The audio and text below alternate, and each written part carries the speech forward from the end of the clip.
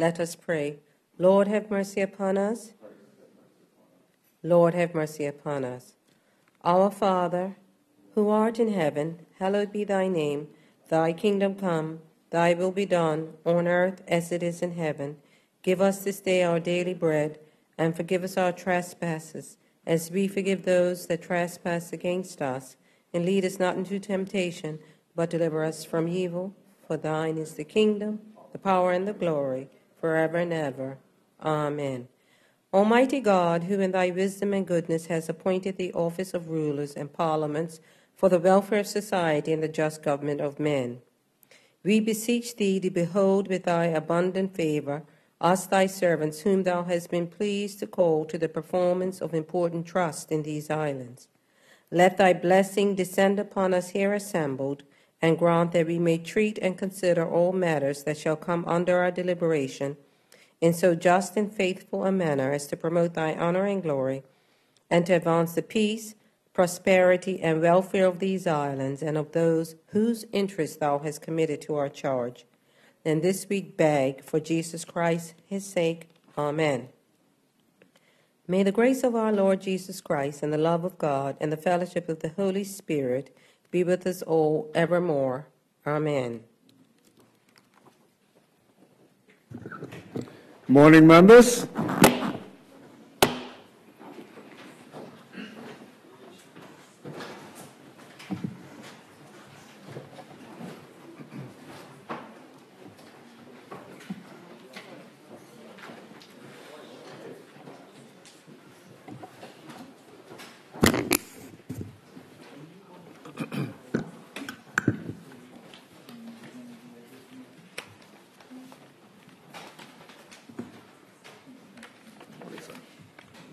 Confirmation of minutes. Members, the minutes from the 8th of March have been deferred. Announcements by the Speaker.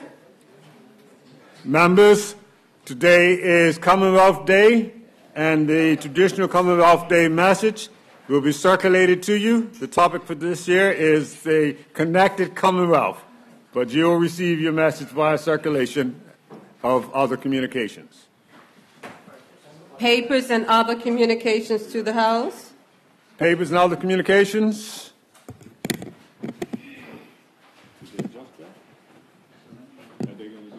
Yes, the Minister of Finance. Minister of Finance, you want to present your paper now?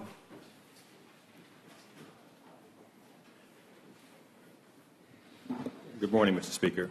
Good morning. Speaker, with the Governor's recommendation and in accordance with Section 36(3) of the Bermuda Constitution, I have the honor to attach and submit for the consideration of the Honorable House of Assembly the following: Government Fees Amendment Regulations 2019, made by the Minister responsible for Finance under Section 2 of the Government's Fees Act 1965. Thank you, Minister. Petitions. There are none. Statements by ministers and junior ministers. Yes. Members, although the order paper doesn't indicate it, and, you know, we have these quick turnovers being sitting every other day for budget, the Premier does have a statement that he would like to do this morning, and it's being circulated to you at this moment. Premier?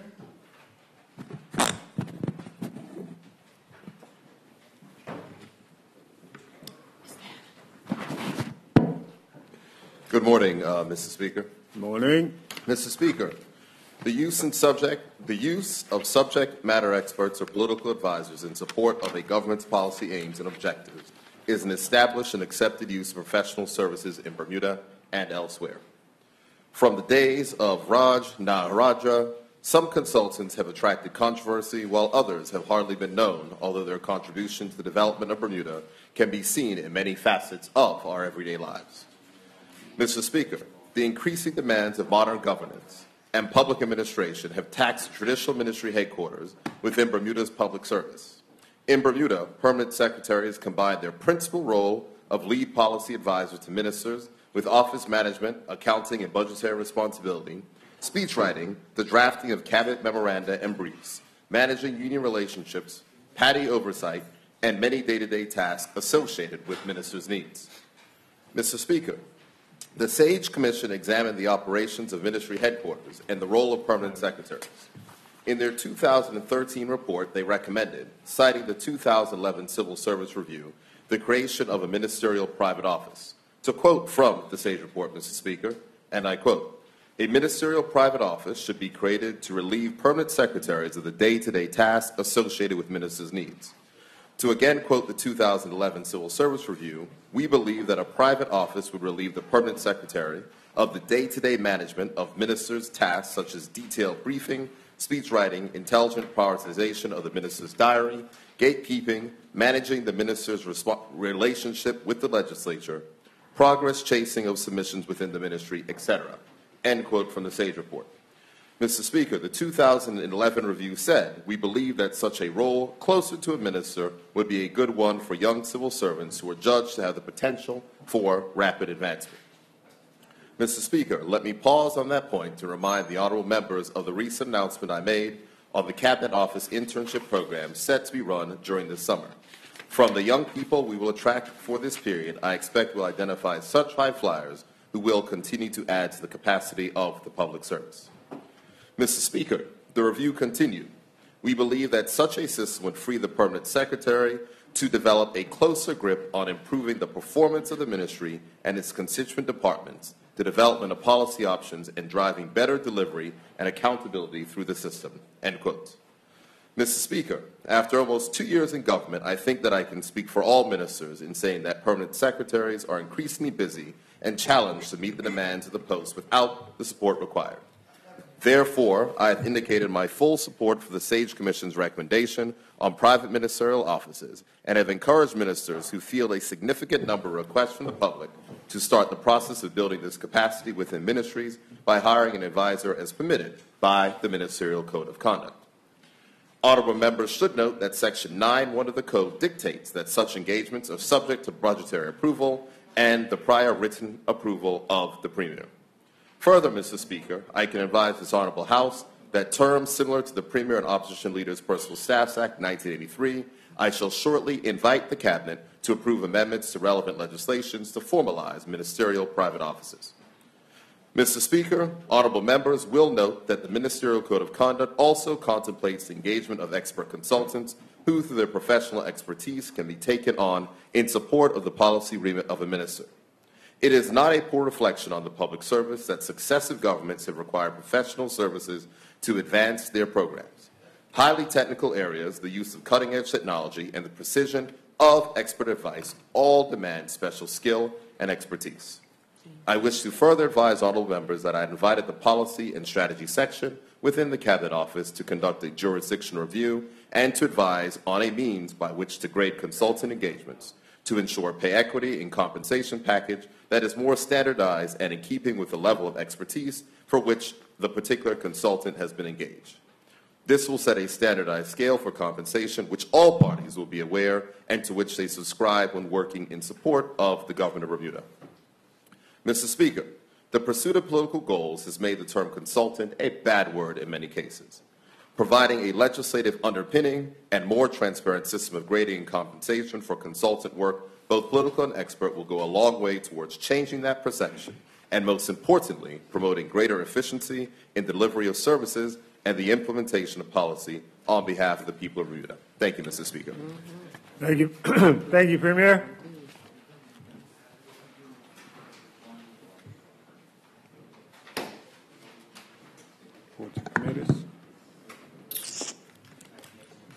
Report of committees. Reports of committees. There are none. Okay, we don't take Premier's questions off the order paper. Normal questions. Question period. Question period. The first is the written question that was deferred from last week. Premier? Sergeant Tom has the answer to distribute to the member. Okay. And the opposition leader has indicated that they would like to put a question to you in reference to your statement this morning. Sir? Good morning, Mr. Speaker. Good morning. Colleagues. Just curious, well, it's not numbered the pages, but here, the The Premier says that he's looking to start the process of building this capacity within ministries by hiring advisors as permitted by the ministerial code. And I was just curious as to an idea, does he have an idea of the number of ministers that are seeking seeking this assistance, and also how many ministers already have started the process and have assistance in place? Thank you. Premier? Mr. Speaker, I do believe that the written question may provide the answer to that. I believe that there are 4 ministers that have that in place: the Ministry of Education. I think so, yes. The Minister of Education, the Deputy Premier, the Minister of Public Works as well as myself. Supplementary or new question? Supplementary. Continue. Yeah, in relation to that, then, I'm seeing now some of the answers, just getting them. My apologies, I didn't have it in front of me. But do we have an idea then, based on these answers as well, what we're anticipating these salaries might be for the consultants? If we're going to do it across the board, have we decided that it's going to be within a range, per se? Thank you very much, Mr. Speaker. Mr. Speaker, these items are due to specific approval of myself for all ministerial consultants. I have graded them at PS 36, and there is no one higher than PS 36 for ministerial consultants that are advising ministers in a personal capacity. For others that are in the provision of specific expert advice, those ones are graded differently. However, for personal staff, they're graded at PS 36.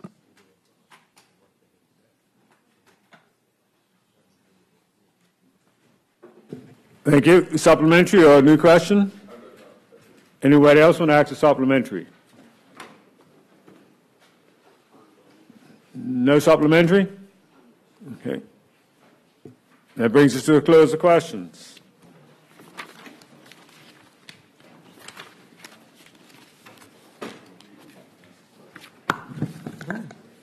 Congratulatory and/or obituary speeches. Does any member wish to speak to that? We recognize the Premier. Mr. Speaker, thank you very much, Mr. Speaker. Mr. Speaker, I rise this morning on a very sad note, and I would ask that this honorable House send a letter of condolence to a Bermuda resident by the name of Mr. Paul Njiroji. Mr. Speaker, Mr. Njiroji, on the tragic loss of his wife, his mother-in-law, and 3 children who were aboard the Ethiopian Airlines flight ET-302, which crashed just shortly after takeoff from the Ethiopian capital of Addis Ababa to Nairobi in Kenya. Last evening, on behalf of the government, the Minister of Finance, the Minister of National Security visited the home of Mr. Njiroji and offered condolences. As a father and a husband, I cannot imagine how he must feel during this time. In times of tragedy, we want the expatriate community to know that we support them. Specifically to the African diaspora, thank you for cloaking this family with support. He is in our thoughts as he travels back home to Kenya, and we'll continue to support him upon his return. And I would assume, Mr. Speaker, that all honorable members would wish to be associated with those remarks. Yes. Any further member wish to speak? We recognize the honourable member from constituency 10. Honourable member, you have the floor. Thank you, Mr. Speaker. Mr. Speaker, yes, I'm sure all members want to be associated. And I'd like to turn, Mr. Speaker, just to a brighter note, because it's important that we recognize Bermudians when they strive and do well. I'd like to congratulate Kamiko Smith and Daniel Augustus for their great showing in the Grey Goose World Par 3 Championship that was held over the weekend. Kamiko came third. Mr. Speaker, I understand that he was dueling down to the wire at last with some professional golfers who have played on the world stage for many years. The tournament was won by Barry Lane. But Kamiko is a young Bermudian. I think we're all aware of his endeavor to become a professional golfer on the PGA Tour. Certainly made some great strides. And I'd like to send congratulatory tour events in the in the U.S. for many years and showing great progress. I highlight that to not only recognize the great work that young professional golfers are doing, but just to show how tough it is to make the headway. And we do have a lot of talent in this island. We need to recognize people. We need to support them where we can in a very competitive field, because we tend to accept that in any sports, Bermudians could rise to the top, but it takes effort, it takes commitment, it takes cash to make it happen, and it takes the support of community, friends, and family, and a sacrifice to make it happen. So we recognize them today, congratulate them, but let's continue to rally with them so we can have more Bermudians flying the flag on the world stage. Thank you, Mr. Speaker. Thank you. Does any other member wish to speak? We recognize the honourable member from St. George's. Honourable member. Good morning, Mr. Speaker. Good morning. I'd like to take this moment to congratulate the Bermuda Industrial Union. They held their annual International Women's Day tea on Saturday, and the theme from this year, I think you heard me say it already, was #Balance for Better. And I just want to commemorate them for the fact that they have been doing this now for 9 years. Each year, the Saturday preceding the date of the International Women's Day, and we highlight the challenges that us as women face. And in this instance, the guest speaker was none other than the Premier's wife, Kristen Burton. She highlighted the challenges that she has as a mother. And she had her assistant, her young daughter there, who was able to help her deliver her speech on Saturday. So, and I also like to give thanks to Sister Laverne Furbert, because she tirelessly organizes this event year after year. And also to young Dakota Tucker, who sang 2 beautiful songs at DT. So as us as women continue to strive for our equality and our gender parity, it's events like these that help to highlight that we still have a long way to go. Thank you, Mr. Speaker. Thank you, honourable member. Does any other honourable member wish to speak? We recognize honourable member Tyrrell. Honourable member, you have the floor. Thank you, Mr. Speaker, and good morning, all. Mr. Speaker, in line with the honourable member from constituency 10, I think it is, who congratulated Bermudan athletes, I'd like to have congratulations sent to the Bermuda rugby team, who just recently participated in the Rugby Americas North Area Championships by thumping, if I could use that word, the Jamaican team that came here. I think it was something like 43 to 12, 13 or something like that. So it shows that we do have some talent spread around the island, Mr. Speaker. I'd like congratulations to be sent. On a more sad note, Mr. Speaker, I would ask if a letter of condolences could be sent to the family of the late Earlston Winfield Bascom. Mr. Bascom is an old friend of mine who we supported the Young Men's Social Club Bluebirds together on our days out. He will be missed. He was a character around the back of town area, but at the same time, I'm sure he will be missed by his family. Thank you, Mr. Speaker. Thank you. Does any other member wish to speak? You recognize the honourable member Furbert from constituency 4. Yes. Good morning, Mr. Speaker. Good morning. I also would like to recognize the BPSU, who also celebrated International Women's Day on Friday. They had a breakfast in the morning, as well as a talk show, the Tea Talk Show, where they highlighted many great women in our community, including Ms. Tina Evans, the daughter of the late Dame Lewis Brown Evans, and also Superintendent Naima Aswood gave some very valuable insight to what it meant being a woman in our police force. And so they all shared very valid information and essential information to our community and our network of women in our community, as well as information for progression of women and advancement of women in our community. So just like to also congratulate the BPSU for the brilliant activities that they set out for the day. Sorry. And I'd like to associate MP Renee Ming, as well as many of the other women MPs in the House. Thank you. Thank you. Does any other member wish to speak? You recognize the honourable member Swan from St. George's. Honourable member. Yes. Good morning, Mr. Speaker. Good morning. Mr. Speaker, I would like a suitable acknowledgement and letter sent to 2 ladies who have made Bermuda part of their home annually. The name of Joy Bonhurst, a golf professional from Maryland, and Bailey Shearer, a business executive from the Washington, D.C. These ladies, staying at Pompano Beach now for 22 years, have staged a ladies professional pro-am event successfully, and yesterday they had one of the rounds at Port Royal with over 70 ladies participating. I'm proud to say, Mr. Speaker, that this tournament is a follow-on of the event that I staged for over 10 years, and these ladies first came to Bermuda, Joy Bonhurst certainly did, at the former Bermuda Easter Lily Pro-Am for Ladies that I founded way back in the mid-'80s. But they have stuck to it, and with the support of Pompano and Goslings, they continue to host this event, and I'm hoping to get the Minister of Tourism, particularly the Minister of Sport, who is a lady, to meet them, because I think there will be some natural synergies that will be at play in that regard, especially during this time of celebration of the contributions of women globally. And I associate the chairman of the Port Royal Golf Course with that, and I'd like to be associated with the congratulations made to my fellow golf professionals, one of whom has already won the tournament that they were congratulated on earlier today, previously.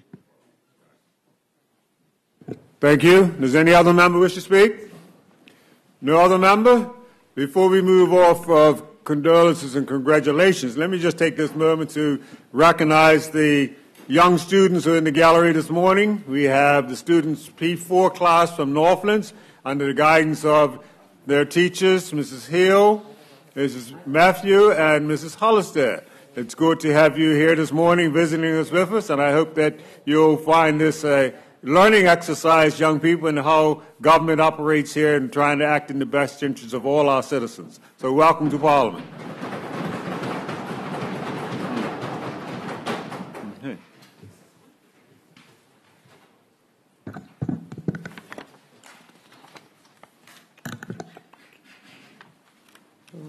Matters of privilege. There are none. Personal explanation. There are none. Notice of motion for the adjournment of the House. There are none.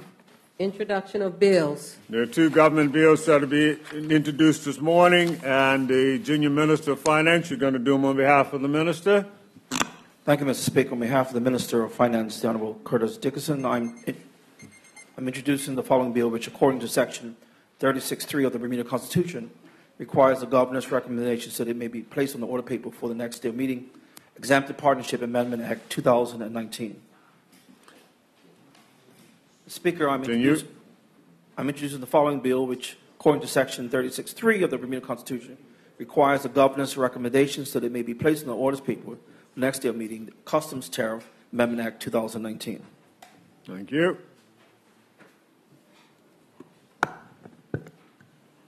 Orders of the day. Orders of the day. And again, for our listening public, we are here to continue the budget debate on the budget estimates and revenue for the year 2019-2020. Today, the department or ministry that's being debated is the Ministry of Health. And in fact, they had the entire day. So the whole 8 hours today is for the Ministry of Health. And I'll call on the Junior Minister of Finance to move us. Thank you, Mr. Speaker. I move that the House do now resume in Committee of Supply, consider estimates of revenue and expenditure for 2019-2020. Any objections to that? No objections? We will now move into committee, and we'll have the respective chair come and take their position at this point. Honourable Member Meehan, good morning.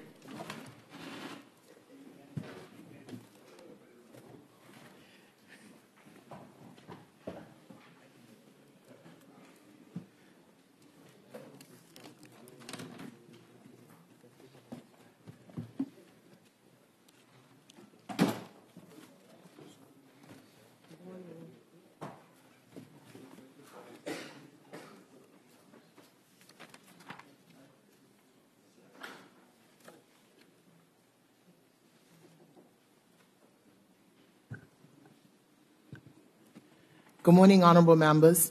We are now in Committee of Supply for further consideration of the estimates of revenue and expenditure for the year 2018-2019. We will do the following heads. The following heads will be debated. Heads 21, Head 22, Head 24, Head 55, and Head 91. I call on the Minister in charge to proceed. Minister, you have the floor. Thank you, Madam Chair. I move the following heads: 21, Ministry of Health Headquarters; 22, Department of Health; 24, Hospitals; 55, Financial Assistance; 91, Health Insurance, be now taken under consideration.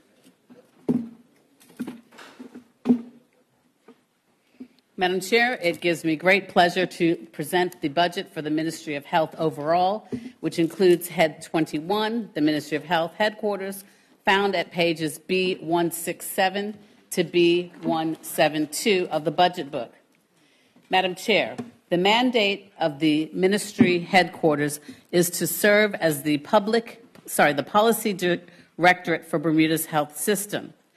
Madam Chair, with respect to the expenditure overview, the headquarters allocation constitutes under 5% of the budget allocation for the ministry as a whole.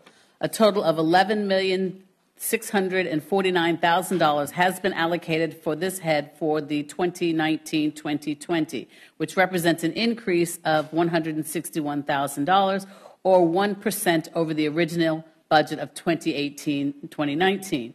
Madam Chair, this change is due to increases in salaries due to the transfer of posts from the Department of Health and the Health Insurance Department to the Office of the Chief Medical Officer to support healthcare regulation, epidemiology, surveillance, and disease outbreaks. The change will be reflected in the corresponding reductions in Heads 22 and 91. Madam Chair, the change in manpower for this head is detailed in the budget book at B169.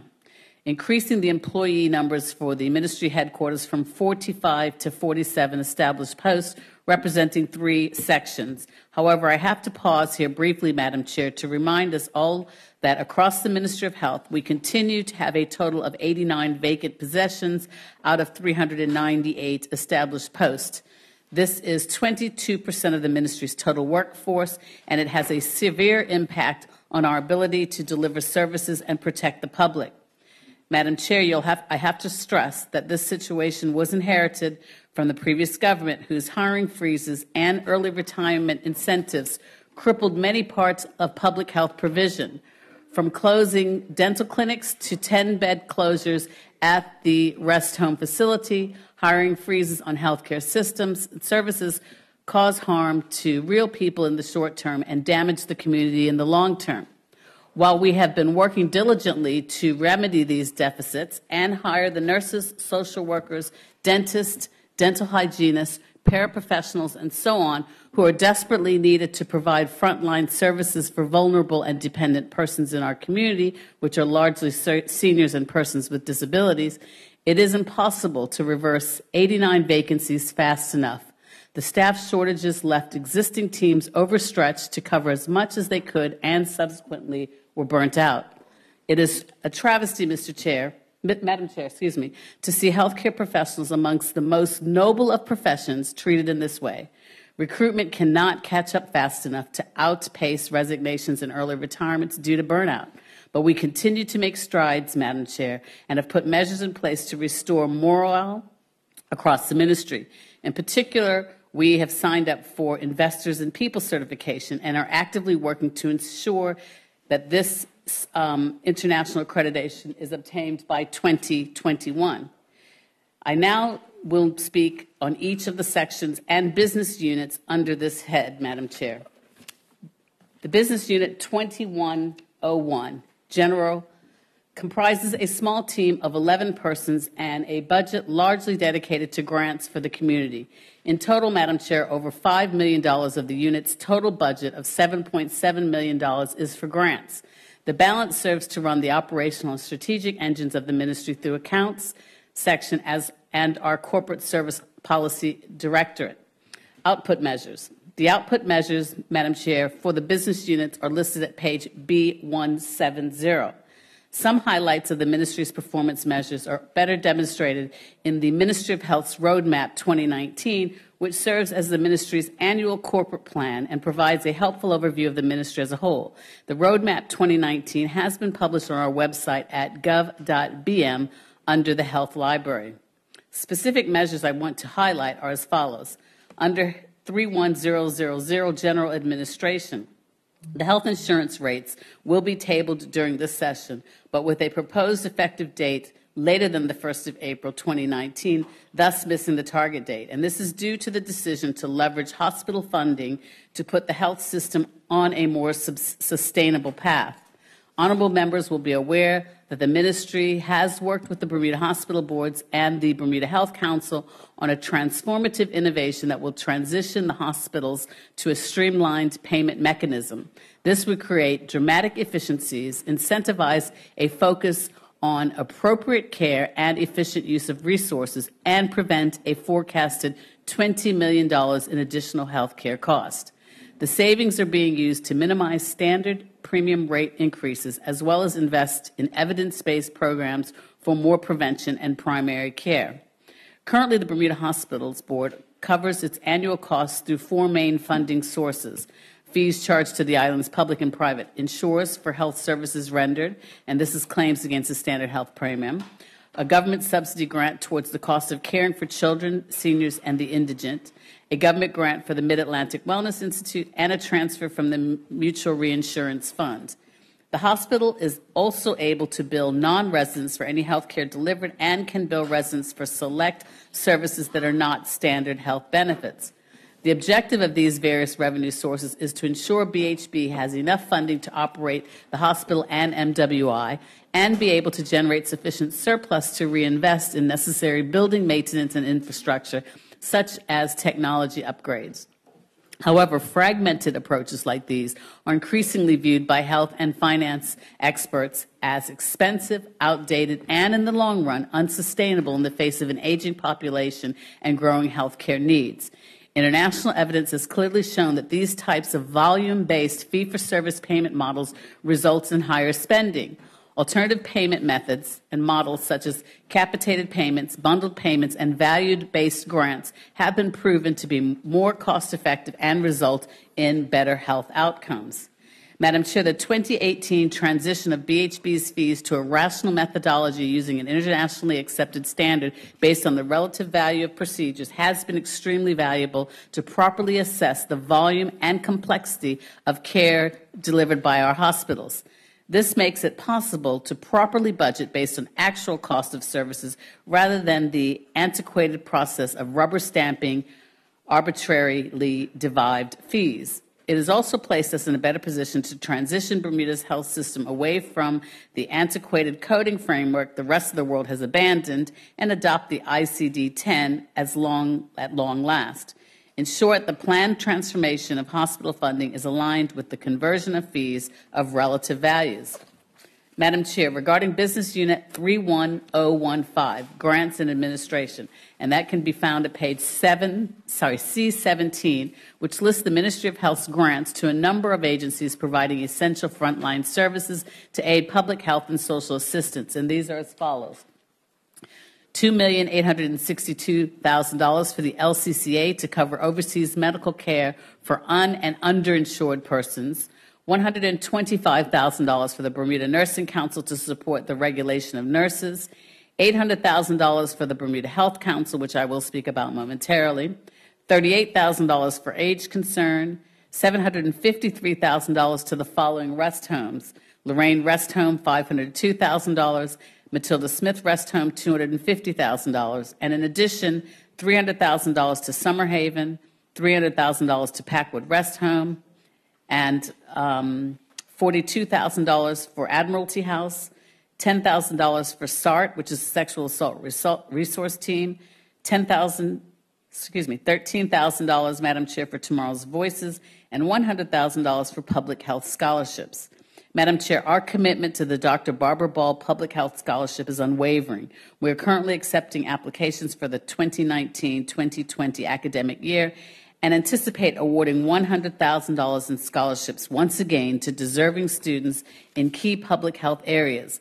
We continue to prioritize areas in which we are aware of manpower deficits in public health, such as nursing, social work, allied health professionals, and environmental health.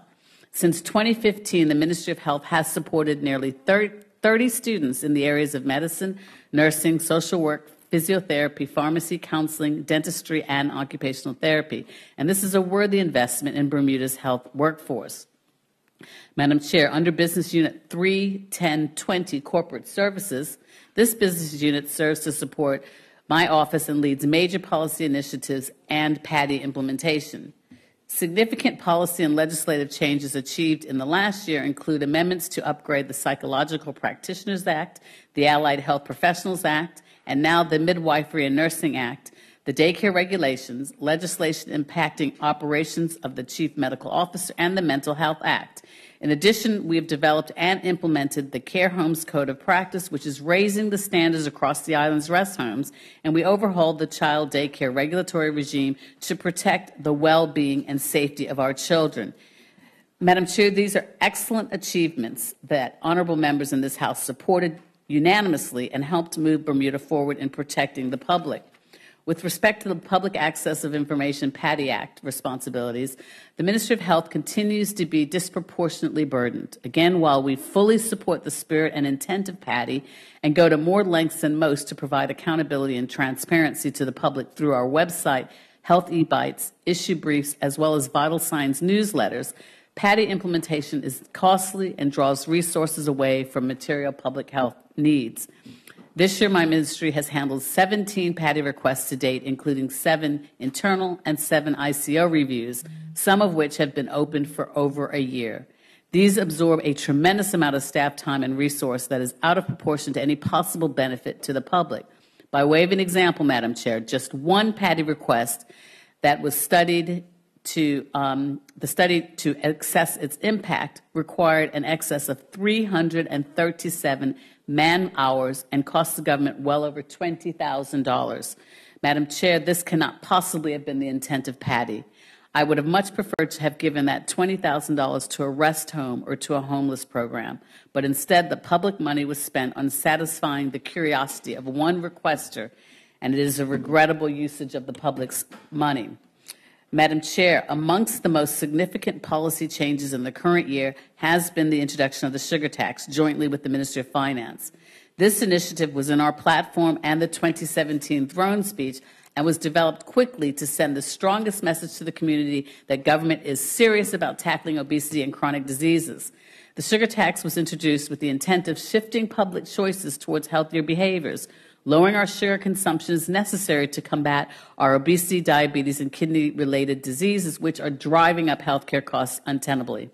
Under the new tax, both consumers and businesses benefit from avoiding sugar-based products. We welcome and encourage entrepreneurship in tapping into the public's increasing demand for healthier alternatives with reduced or no sugar. A market exists for this, and more products can be seen on many retailers' shelves, reflecting the changing mood and taste of the population. And as of the 1st of April this year, the rate goes up to 75%, and it will also be applied to chocolate and cocoa preparations containing added sugar and to sugary breakfast cereals. This is in alignment with the original consultation feedback, which called for an application to a wider set of items. In addition, Madam Chair, changes to the tariff code will be made to ensure drinks that do not contain sugar are not subject to tax. Excuse me. In addition, Madam Chair, the Ministry advanced in 2018 throne speech initiatives on health financing reform. Consultation was conducted with appropriate stakeholders consultation group, including insurers, health professionals, charities, and patient representatives. Excellent feedback was gathered, which is being considered to enable a final determination on a way forward. I expect we will be able to advance this further before the summer. Updates are provided regularly through our newsletters and on our website.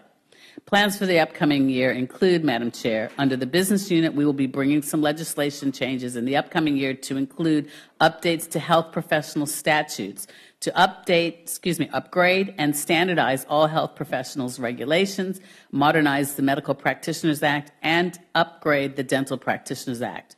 We are also preparing consultation to reform the handling of health professional complaints to develop a more effective, streamlined tribunal structure that will ensure complaints against health professionals are handled faster and more consistently. In addition, Madam Chair, as I indicated previously, a lot of movement has been taken place under the auspices of the Bermuda Health Strategy to put our healthcare system on a sustainable path forward. We have an ambitious agenda and are relentlessly focused on improving access for all, increasing affordability, and better patient outcomes. These are the priorities for our health system and require us to have the courage for transformational reform.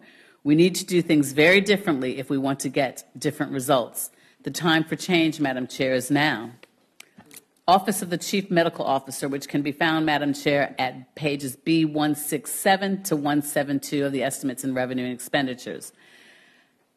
Moving now to Business Unit 2102 under Head 21, which pertains to the Office of the Chief Medical Officer. Its total budget for fiscal year 2019-2020 is $1,074,000, which funds two cost centers, namely 31030, the Healthcare Regulations and Registration, and 31040, Epidemiology and Surveillance Unit.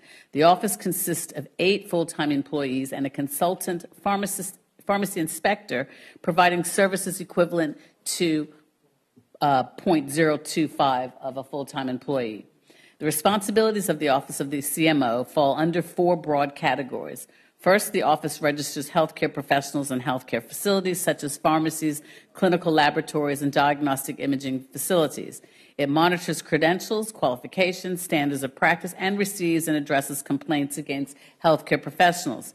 Second, the office's pharmaceutical drugs control responsibilities include monitoring the importation and export of controlled banned drugs and related products to ensure these items are safe and are delivered to the appropriate persons. The office issues personal and commercial importation licenses for controlled drugs and assures the island is upholding the controlled drugs quota agreed by the International Narcotics Control Board in Vienna, Austria. The INCB monitors the implementation of the United Nations International Drug Control Conventions. Third, the Office of the CMO provides health protection and community health assessment functions through the work of the Epidemiology and Surveillance Unit.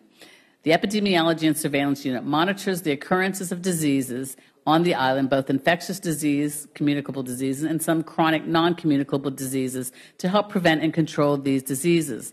And the unit receives reports from healthcare providers and facilities and investigates possible outbreaks. Its staff advises healthcare professionals and the public on managing infectious diseases which have the potential to spread throughout the community. The ESO also conducts intermittent community health surveys to monitor and document the health of the population, and it shares assessment information with the public, with government departments, and collaborating institutions in order that appropriate public health actions can be taken to prevent and control diseases.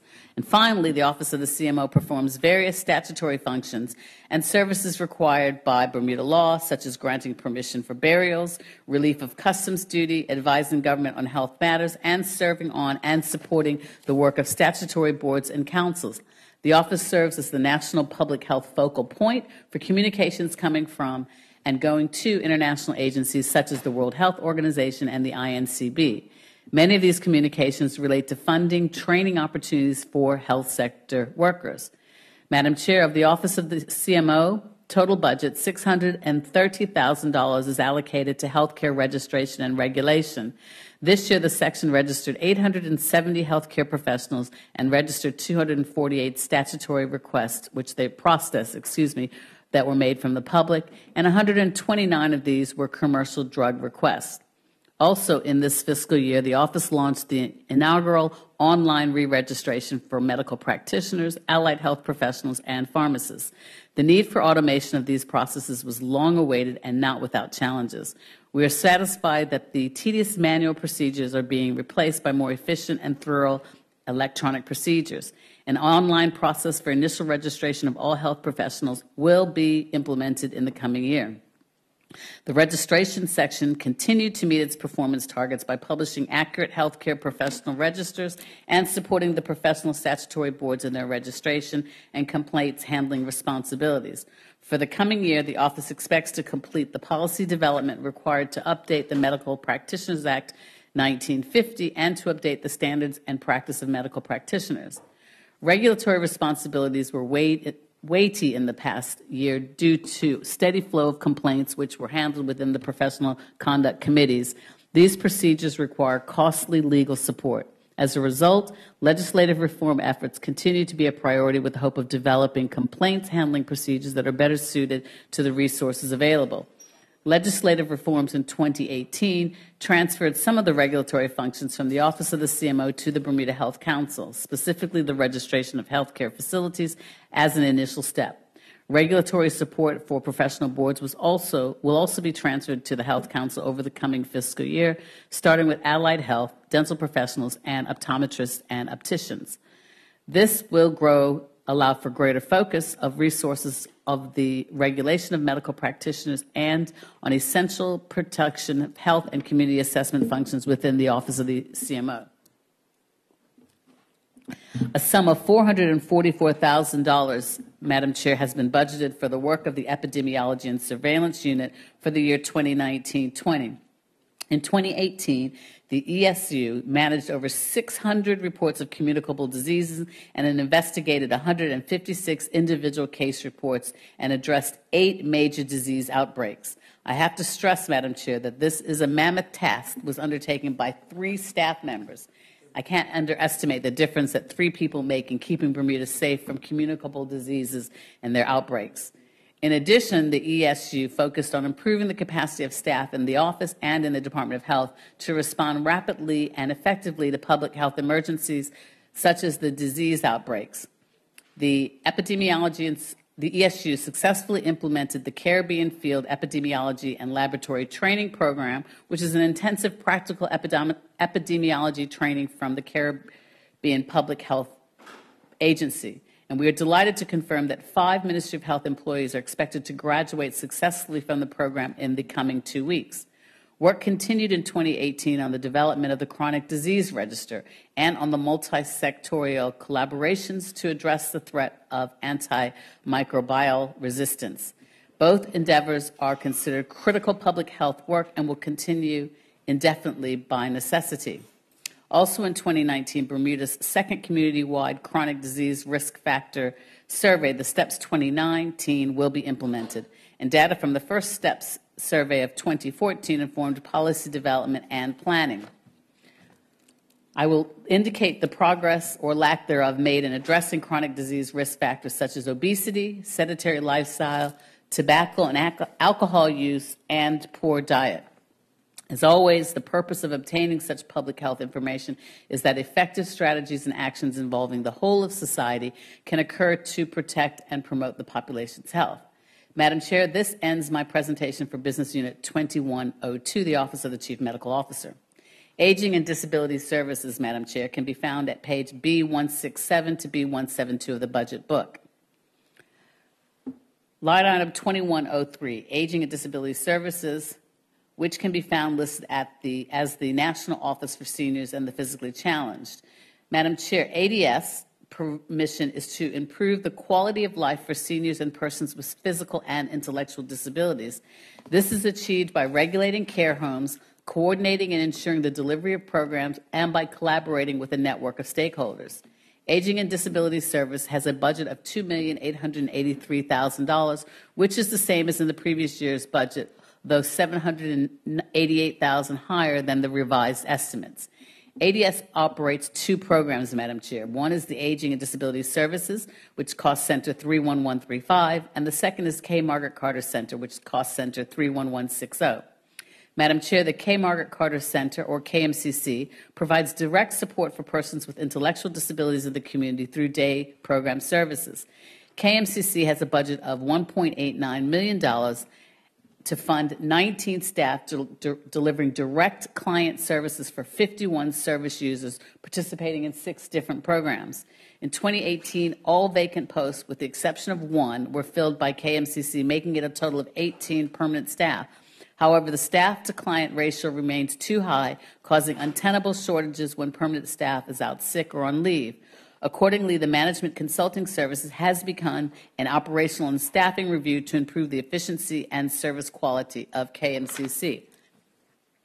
A key KMCC program to highlight is the Community-Based Employment Program. The Training and Employment Division engages clients in meaningful work based on their skill level and their area of interest. At present, Madam Chair, 90% of a select group of clients work in the various businesses across the island, while 93% participate in in-house contract work and receive stipends from local businesses for the completion of short-term projects. In addition, over the last year, KMCC has partnered with MWI's program for persons with intellectual disabilities to increase opportunities to clients and their families for enhanced client development. And part of this collaboration is the use of client-centered passports geared to the client's personal care and enhanced development needs. Madam Chair, outside of KMCC, the Office of Aging and Disability Services focuses on public education and awareness, accessibility, compliance, and case management.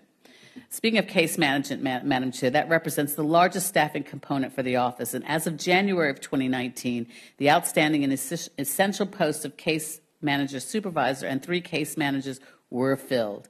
However, due to 2 staff members being on maternity leave, the office will remain understaffed until April of 2019. And despite the staffing shortages, ADS continues to manage both general and complex cases for seniors and persons with disabilities in our community. In 2018-19, the team managed 168 general cases and 24 complex cases. Complex cases are heavily time-intensive and difficult to manage, most often due to the client's and/or the government's limited and fragmented support system. In 2019, the office is working on solutions to address some of the primary challenges in this area, including consideration of public receivership options and required supporting funding. A major step in 2018 to strengthen case management services was the purchase of a case management software program, which Aging and Disability spent $50,768 on this software and training to improve data collection and tracking. And the software will certainly help facilitate and ensure more standardized delivery of ADS supports and future system planning. Compliance. As part of their remit, ADS oversees the Senior Abuse Register Act 2008, the Residential Care Homes and the Nursing Homes Act of 1999, the Personal Home Care Benefit Provider Registration Process, and accessibility building inspections and permit reviews in partnership with the Department of Planning. In 2018, there were 32 reported and investigated cases of alleged senior abuse, which included physical, psychological, and sexual abuse, financial exploitation, and neglect. ADS and its partners remained challenged with investigating cases of abuse, especially for an end result of prosecution due to the complexity of the family, health, care, and support circumstances that surround these cases, but also due to our legislative structure. The ministry is looking for structure and/or legislation this year to improve the protection and support of all adults in need of such. For care homes compliance monitoring in 2018, ADS received 15 care homes complaints and conducted 15 investigations. At present, with the assistance of a contracted inspector officer, ADS has a 24-hour response rate to care home complaints. In 2018, 20 licensed care homes received a comprehensive inspection using a significantly upgraded inspection tool and process based on the new Code of Practice for Care Homes. The code was published as a result of the 2017 amendments to the Act and explicitly outlined standards of care, including a Bill of Rights. Care homes have been given a year to address deficiencies against the new codes. As of December 2019, relicensing process will include compliance grades and associated relicensing fees to increase accountability, transparency, and ultimately the quality of services. With an aging population, the demand for long-term care services will grow, including home care, and ADS is seeing this demand through their registration of personal home care providers paid through HIP and future care benefits. Currently, the register has over 500 self-employed home care providers and 14 home care agencies in 2018 compared to 185 home care providers and 10 home care agencies in 2017. The ministry is currently reviewing and upgrading the registration process and developing standards for the sector to improve public protection, due process, and quality of care. Madam Chair, education and awareness is an essential component to ADS's mandate. Key achievements and work completed over the last year include an education officer who was seconded in to provide education and professional development programs to care home staff to facilitate compliance with the new code of practice. The ADS accessibility officer completed over 56 inspections for compliance, but also for consultation and advice to promote accessibility designs in the community. The Disability Advisory Committee and the ADS celebrated the United Nations Day for Disabilities on the 3rd of December in partnership with KMCC, MWI, and the Department of Workforce Development through an outreach and an awareness event focusing on employing persons with disabilities. And ADS engaged senior groups across the island regarding offered services and senior abuse. This included stakeholder relationship building and collaboration to provide education and awareness with the Bermuda Police Service, the Department of Community and Cultural Affairs, Maui, just to name a few. Madam Chair, the work of ADS team is mammoth, and it serves as a proxy for adult social services. However, it cannot fulfill this role with its current structure, resources, and legislation. And despite this, however, the staff perform Herculean task every day, every single day, assisting vulnerable seniors and persons with disability where there is no one else there to help. Madam Chair, the Bermuda Health Council is at Head 21, and I want to highlight the work of the Health Council, which is a quango under the ministry whose operations are funded in large part through a government grant to advise and make recommendations on health system matters to the ministry. Madam Chair, the Bermuda Health Council's general purpose is to regulate, coordinate, and enhance the delivery of health services. The grant for the Bermuda Health Council can be found at page C17, and it represents cost center 6895 under the Ministry of Health. And in 2019-2020, the Health Council's grant will be $800,000, which is a return to the grant level of 17-18 and 16-17. The Health Council's total revenue is supplemented by a transfer from the Mutual Reinsurance Fund and licensing fees paid by health insurers for a total budget of $1.7 million for 2019-20. Madam Chair, the 2018-19, the work of the Health Council is centered on 4 strategic areas: quality and standards, regulation, finance and economics, and audit and governance, as well as its mandate to disseminate information to the public. Some of this year's achievements were as follows. The Health Council facilitated active use of the unique patient identifiers with 14 public and private health service providers encompassing approximately 1,400 patients.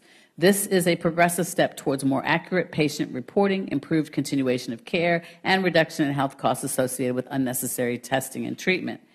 In an effort to enhance the quality of health services provided, the Health Council collaborated with 2 statutory boards to develop a standards of practice assessment tool, which provides guidance on measuring compliance and effectiveness of professional standards of practice. In line with this mandate to identify goals and make recommendations about health services and ensuring services are provided to the highest standards, the Health Council conducted 9 health technology reviews between April and December of 2018. This process involved review of proposed health services to ensure they would address the care needs of Bermuda's residents and would be provided at an appropriate standard. Madam Chair, the Health Council maintained its goal of improving data validly in 2018-19 to enhance health system analysis and planning. The Health Council collaborated with private and public insurers to identify opportunities to improve accuracy in the data that the insurers receive and improve their internal processes for claims adjudication. In an effort to increase access and necessarily to cost-effective care for all residents, the Health Council reviewed applications from community facilities to provide services under the regulated health insurance package, also referred to as the standard health benefit. Madam Chair, between April and December of 2018, the Health Council investigated 231 employer health insurance policies reported as inactive and conducted 9 inspections representing 1,231 employees. After investigation and responding to 81 complaints and queries, 40% or 92 of the policies were reactivated and 37% or 454 of the employees regained health insurance coverage. Financing economics. Madam Chair, the Health Council published the 2018 National Health Accounts Report, which detailed total health system expenditure of $723 million, which reflects an increase of 2.26% and a per capita expenditure of $11,336. The Council conducts the annual actuarial review of the standard premium rate and published the 2018 actuarial report inclusive of premium recommendations for the MRF and standard health benefit. Madam Chair, in 2018-19, the Health Council also began to consult about proposed changes to the structure and application of the medical and dental charges, which are the regulated chargeable amount for non-hospital physicians and dentists who provide services in the hospital. The proposed changes are intended to address long-standing concerns around appropriate reimbursement for complex medical and dental procedures. Audit and governance. Madam Chair, to continue its track record of timely financial transparency, the Health Council, in close collaboration with the Auditor General, tabled its audited financial statements and the 2017-18 audit report in June of 2018.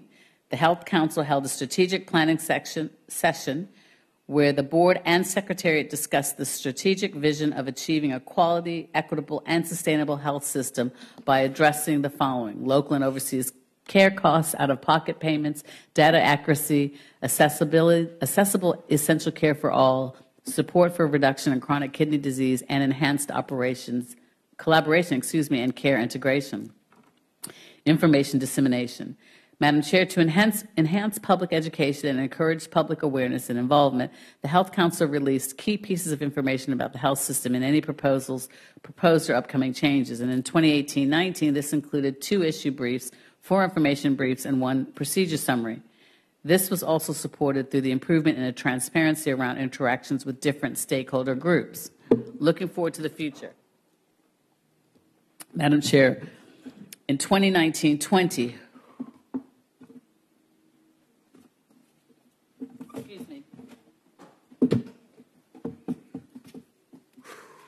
in 20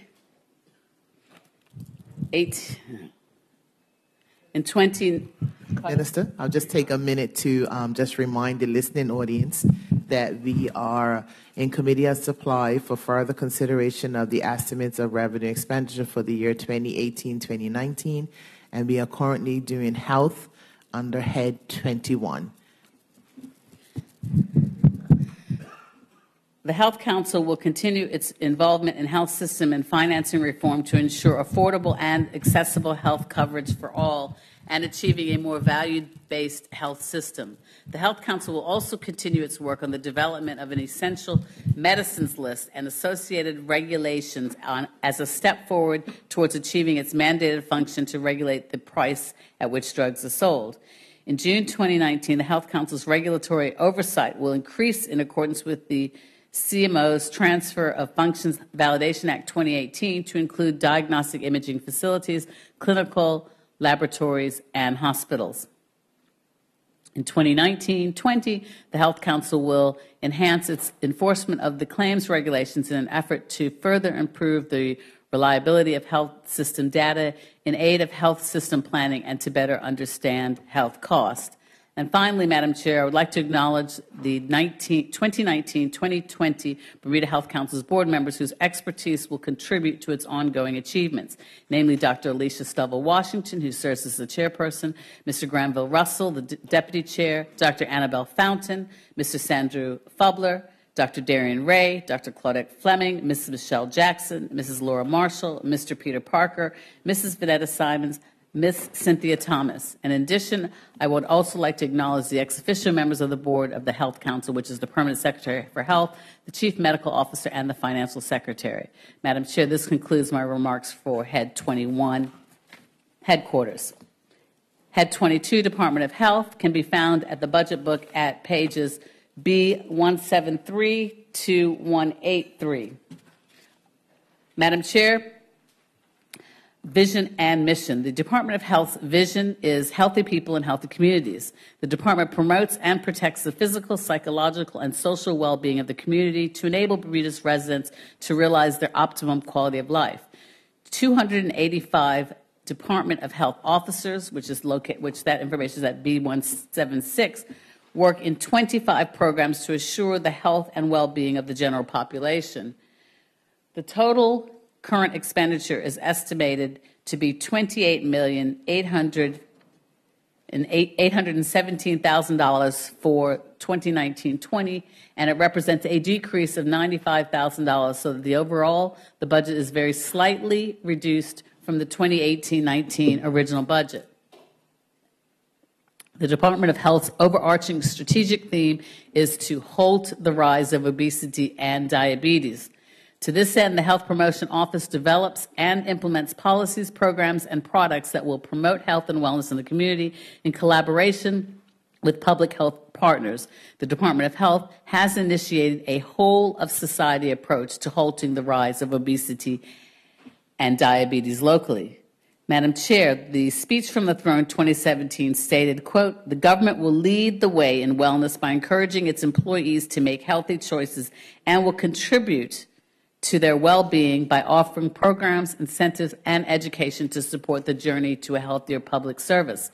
The Department of Health, in collaboration with the Department of Human Resources, GEHI, and Information and Digital Technologies, to form the Government of Bermuda's Employee Wellness Committee to develop the Government of Bermuda's Employees Wellness Program, which is branded as #ChooseWellness. The committee will be rolling out various initiatives in the near future to encourage and support public servants to lead healthier lifestyles. Madam Chair, the Healthy Schools Program promotes health in schools through community health partners and the Department of Health school-based programs such as the Child and School Health, Nutrition Services, Oral Health, Community Rehabilitation Services, and Environmental Health. Healthy Schools has been adopted by 28 of 31 public and private schools since 2014. The Premier's Youth Fitness Program is administered through Healthy Schools, whilst the program implemented by the Premier's Council on Fitness, Sports, and Nutrition has its roots in all public school levels. The primary aim is to increase the level of physical activity and healthier eating in children and teens and their families. Madam Chair, 2019-20 budget estimates for the health promotion and healthy schools are listed at cost center 32240 and 32265 on page B174, and the combined 2019-20 budget estimate is $458,000. Madam Chair, Nutrition Services has been working towards healthy eating practices within the Department of Health's obesity and diabetes framework, which is developed with community-wide consultation and engagement. Sustainable nutrition supports accessibility, availability, and affordability of healthy foods to all. Programs include the Grow, Eat, Save workshops, which have been facilitated in partnership with instructor chaplain Kevin Santucci, the Department of Parks, the Department of Environment, the Bermuda Agriculture Group, and the Devonshire Seventh-day Adventist Church, Animal and Garden, and Brighton Nursery. 2 workshops with 54 graduates has continued with 5 weeks of theory and expanded to 3 months practical experience. Community gardens are being promoted in partnership with the Department of Parks, Green Rock, and Keep Bermuda Beautiful in consultation with the Planning Department to develop guidelines for the establishment of parish community gardens. Nutritionists and our collaborative partners with the health visitors establishing that the exclusive breastfeeding rates at age 6 months in Bermuda is 16%. This is an increase from a very low rate of 1% measured in 2001. This highlights the barriers to breastfeeding in our community, such as the need for policies and supporting breastfeeding in the workplaces. Continuing policy work includes drafting the Department of Health's breastfeeding policy, collaborating with KEMH Maternity Ward for a baby-friendly hospital initiative, and partnering with the WHO and PAHU in the drafting of the Department of Health's infant and young child food policy. Community education includes collaboration with the Ministry of Education, the Argus Group, Healthy Schools, the Department of Health, and the Bermuda Dietitians Association in facilitating the School Lunch Challenge, in which 12 schools receive awards for participating and 23 overall student winners from P1 to M1. Madam Chair, the 2019-20 budget estimate for nutrition services is listed at cost center 32110 at page B173, and the 2019-20 budget estimate is $180,140.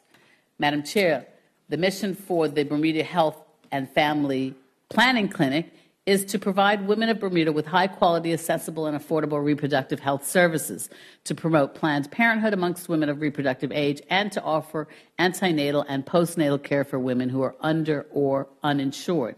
The Department of Health provides the communicable disease clinic. Sorry, just a quick point of order.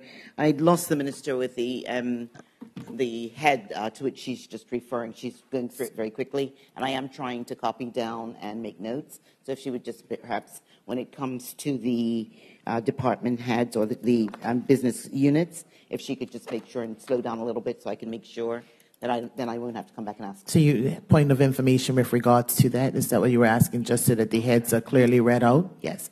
Minister, the member from the constituency 23 has just asked if you could let her know where you are when you're reading in versus the head and I guess the department.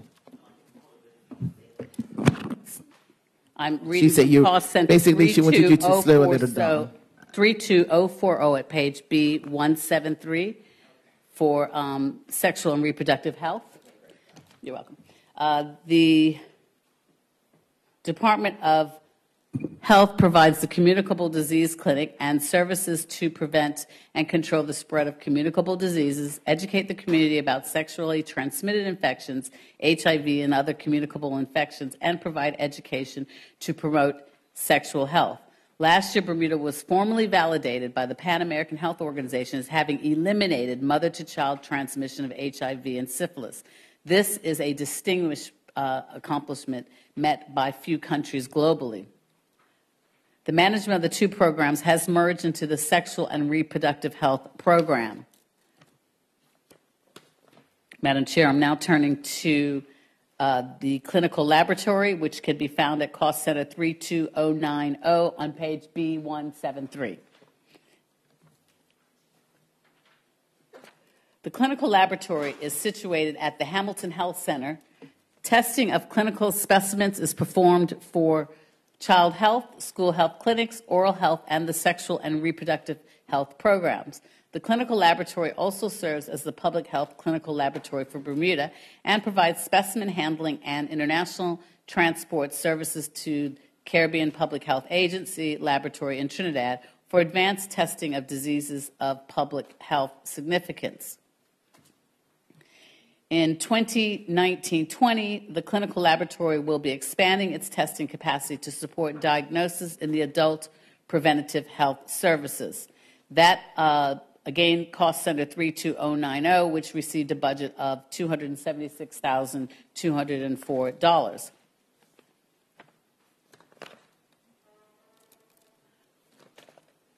The Child Health Program, which is listed at Cost Center 32030 on page B173, will receive the sum of $2,523, which is up from the previous year of $1,876,307, simply because of the transfer of the health visitors post from another business unit that I will speak about in a moment.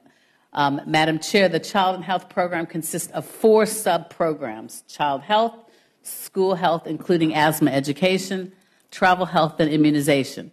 The program provides preventative and curative health services for infants, children, adolescents, adults, and seniors, and the traveling public. This is conducted through the various clinics, schools, and community settings. Services include health and developmental assessments, screenings, referrals, treatment of minor ailments, health education, health promotion, anticipatory guidance, adults, seniors, immunizations, and travel consultation for travel to high-risk areas. Bermuda's expanded program of immunization plans for the needs of vaccines in the child and adult schedules. Expanded program of immunization procures most vaccines through the Pan American Health Organization, assuring safe, effective, cost-effective, and quality vaccines. Universal access for many of the vaccines is provided through the public and private sector. Vaccine hesitancy is a primary challenge, Madam Chair, and immunization coverage was 72% at 2 years of age in 2017, which is significantly below the global target of 95% coverage. Preliminary data for 2018 is 76%. Low vaccination coverage increases our vulnerability as a community to reemergent vaccine-preventable diseases such as measles, diphtheria, and whooping cough. The concerns are evident in the low immunization coverage and confirmed through a poll survey conducted as part of Vaccination Week of the Americas in April of 2018. To that end, Madam Chair, the Department of Health has created a working group to address public and health provider concerns. The working group includes Department of Health staff, private sector physicians, and community stakeholders. The focus of the working group is education for health professionals and the public on the issues. The use of technology for messaging is being explored. In 2018, the Child Health Program operated below its established manpower levels. This is reflected in the 32% coverage for 5-year-old assessments. However, efforts towards tackling childhood obesity have been prioritized, and the data suggests a stationary 22% of all 5 years are overweight or obese. The community health nurses continue to monitor lunches for all 10-year-olds and educate on healthy nutrition. Health information is also sent home, Madam Chair, to parents. Madam Chair, turning to occupational therapy and physiotherapy services, which is located in the budget book at Cost Center 32080 and 32120 on page B173, and the budget for 2019-20 is $1,035,000 and $1,022,000 respectively. Madam Chair, occupational therapists and physiotherapist services are provided to maximize the functional potential of individuals with delays in normal motor development or with physical movement challenges. The OT-PT team comprises of 9 occupational therapists and 8 physiotherapists, 1 coordinator, and 1 team secretary that is shared with the department, with the program. The OT-PT senior team aims to increase awareness of health prevention for seniors and to support clients to remain as independent as possible in their own homes. Therapy's seniors team conducts home safety and falls risk assessment for all seniors that are referred with the intention of minimizing the risk of falls at home. Client and caregiver training are provided also to maximize function and promote aging in place. The seniors-based team continues to be involved with interdisciplinary rest home inspections to ensure that all licensed facilities were in compliance with rest home standards. Additionally, educational talks for residential care facilities were conducted to decrease risk of falls and increase awareness of equipment used to improve independence. The OT-PT pediatric team aimed to increase early recognition of developmental delays and to provide a more equitable service for children and young people with sensory motor delays throughout the year and not just during the school term time. School-aged children with additional learning needs due to complex health conditions and/or sensory motor delays require regular monitoring and intervention to retain their functioning ability and to access education. Last year, the pediatric team continued to partner with WinReach to provide treatment intervention to school-aged children with complex needs and/or sensory motor delays, and these services provided beneficial to reducing the risk of regression of motor skills prior to the start of the year. Madam Chair, the school-based pediatric team successfully conducted motor screens for all students entering primary 1 public schools, and during the screening event, parents had the opportunity to ask therapists about their child's motor skills and learn about activities to stay physically active and further develop motor skills. Madam Chair, I'd like to turn now to the speech and language program, which can be found at page B173, Cost Center 32100. And for the 2019-20 budget estimate, they received $1,592,000. Madam Chair, the Department of Speech and Language Program provides community-based speech therapy services in homes, schools, and clinic settings across the island. The ability to communicate effectively is one of the foundations for a healthy community. Speech-language pathologists work to promote functional communication skills as well as to prevent life-threatening complications that may occur during eating and drinking. The Department of Health's Speech and Language Services provide community-based therapy services to infants and children who may be experiencing communications or swallowing challenges. Therapy services include the provision of prevention and promotion information, screening and assessments, as well as intervention. This year, 83 children were referred to the early intervention program, with 50 of these having been seen for a screening or assessment. 48 students have been referred to the school-based program, all of whom have received a full assessment. A combined 334 clients were followed for regular intervention by both programs.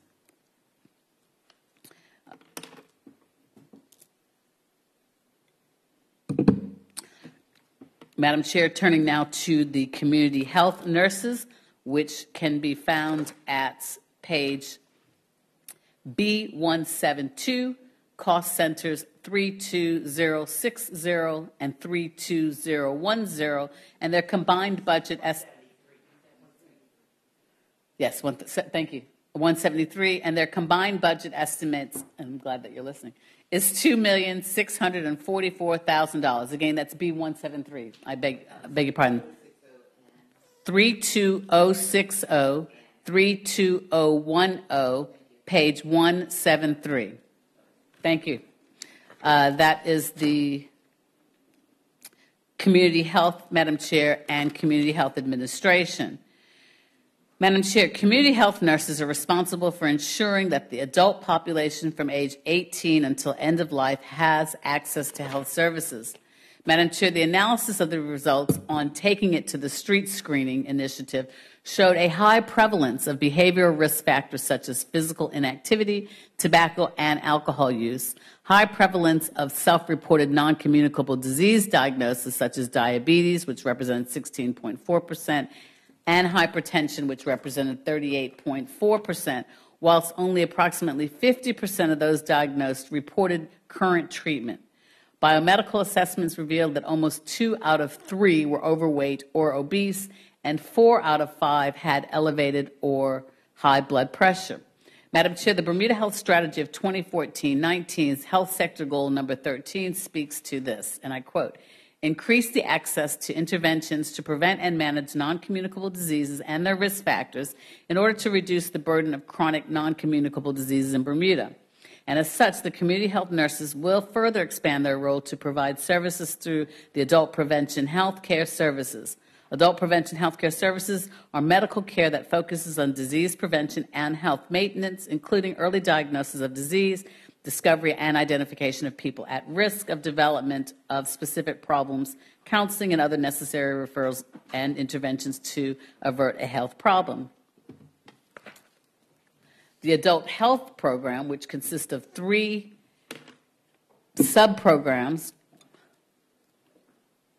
namely correctional health for medical services to inmates in correctional institutions, occupational health for medical assessments of recruits to the uniformed services, and occupational health services to government employees in hazardous and high-risk occupations, as well as forensic services to the Bermuda Police Service and medical supervision of detainees in police custody.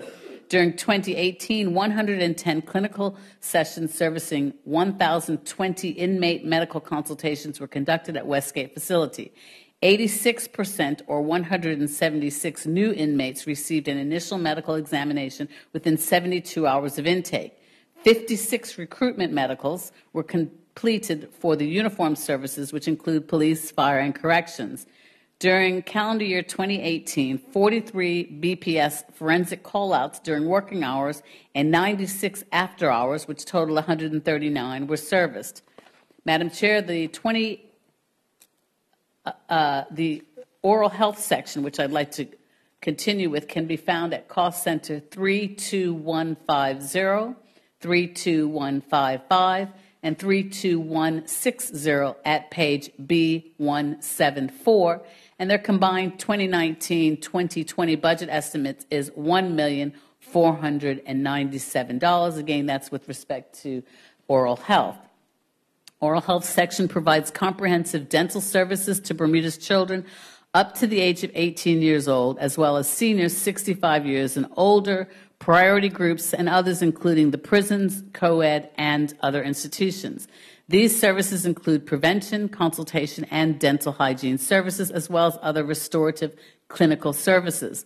Some of these services are free of charge. The services have now expanded to include full-time dental services at the St. George's Clinic, and plans are on the way to provide clinical services to Somerset in the near future. Preventative services are provided at the schools. The preventative dental staff visit each classroom in the preschool and primary school setting to provide oral hygiene instructions, fluoride supplementation in the form of drops and tablets, and the screen and seal programs at the school, which have been very effective in protecting the children's teeth and reducing the incidence of tooth decay. Madam Chair, the central government lab, which can be located in the budget book at page B174, cost centers 32200, 32210, and 32220, which has a combined 2019-20 budget estimate of $1,220,000. Again, that's with respect to the central laboratory. And that provides a wide range of analytical services. The forensic program performs seized drug and toxicology analysis. The seized drugs analysis section has seen a change in the type of submissions to the laboratory, particularly those involving THC-containing products. These product types submitted are no longer the traditional cannabis plant or resin, but are coming in the form of ever-increasing and popular edibles. The edibles that have been submitted to the laboratory for analysis include gummy candies, lollipops, chocolate, and THC-containing e-cigarettes. All include concentrated extracts of THC. And as a direct consequence, toxicology analysis has increased in the clinical area for patients that present themselves in the emergency department at KEMH with symptoms of apparent paranoia and psychosis. The water and food program continues to perform analysis of portable and recreational water samples, daily products, and food, working closely with the environmental health section. There were 3,832 water samples tested in the prior budget period, and samples for this budget period are showing a further increase. As well as the analysis of dairy products to meet legislated standards, food samples are now being collected routinely from licensed food preparation and retail establishments and tested for bacterial quality and the presence of disease-causing microorganisms. Vector control, Madam Chair, which is going to be located in the budget book at page B174, and its cost center 32190 with a 2019-2020 budget estimate at $1,637,000. Vector control is a hard-working team that gets results and ensures that threats of rodent-borne and mosquito-borne diseases like dengue, chikungunya, I'm looking at the former minister. I said I was going to get that right. Chikungunya, thank you. Do not manifest themselves in Bermuda. Always trying to improve its services, Vector Control has piloted the use of novel rodentile baits that include rat birth control. Residents are reminded that the best way to limit rodent numbers is to deny rodents access to food sources such as garbage by using lidded metal trash cans and not putting trash out on non-pickup collection days. The new child care standards, Madam Chair, which also came into effect, they were released in November of 2017 and updated in 2018. All stakeholders involved in child care, from the government agencies to parents and child care providers, are now clear on what is expected for them. A renewal of the oversight system for Bermuda's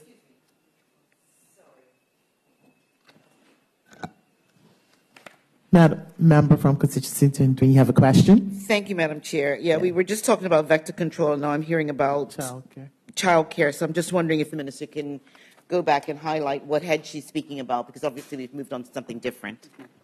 Minister, can you clarify, yes, please? Child care standards comes under the ministry, the the Department of Environmental Health. It's No, not we're vector just talking control. about vector control, so. Okay. It comes on the Department of Health. I'm trying to truncate this brief. It is, just a moment. B174.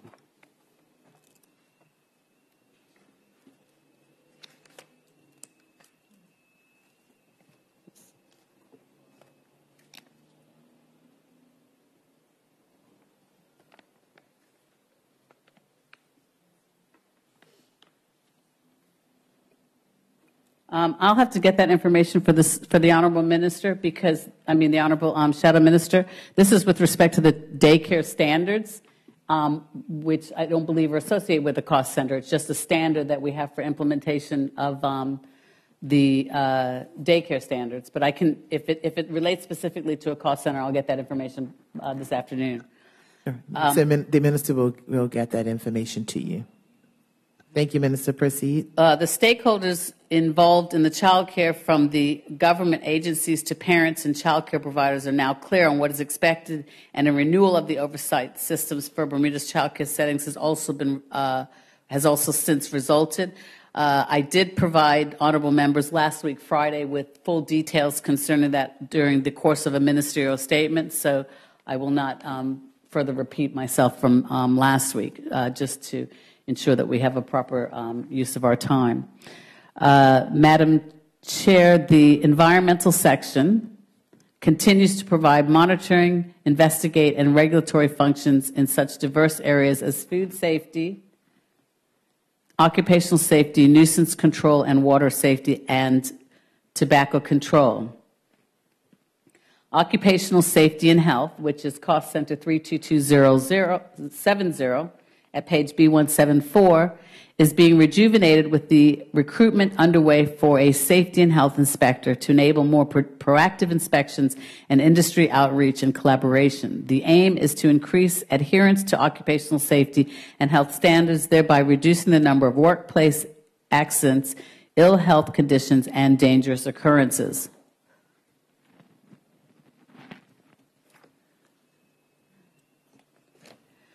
Environmental Health carries out inspections on cruise ships and other vessels visiting the island. This port health function is central to Bermuda complying with international health regulations. Madam Chair, the budget estimates for environmental health are listed at cost centers, all on page B174, 32117, 32270, 32171, 32172, 32173, 32175, 32180, 32285, and their combined budget, which excludes vector control, is $2,297,000. Madam Chair, turning now to page B173, which addresses the cost center of 32015, Sylvia Richard Care Facility, and for 2019-2020, the budget budget estimate, again, page 173, cost center 32015, Sylvia Richardson, $5,690,000. The Department of Health operates 2 exemplary long-term care facilities, Sylvia Richardson Care Facility and Leafroy Care Community in Sands.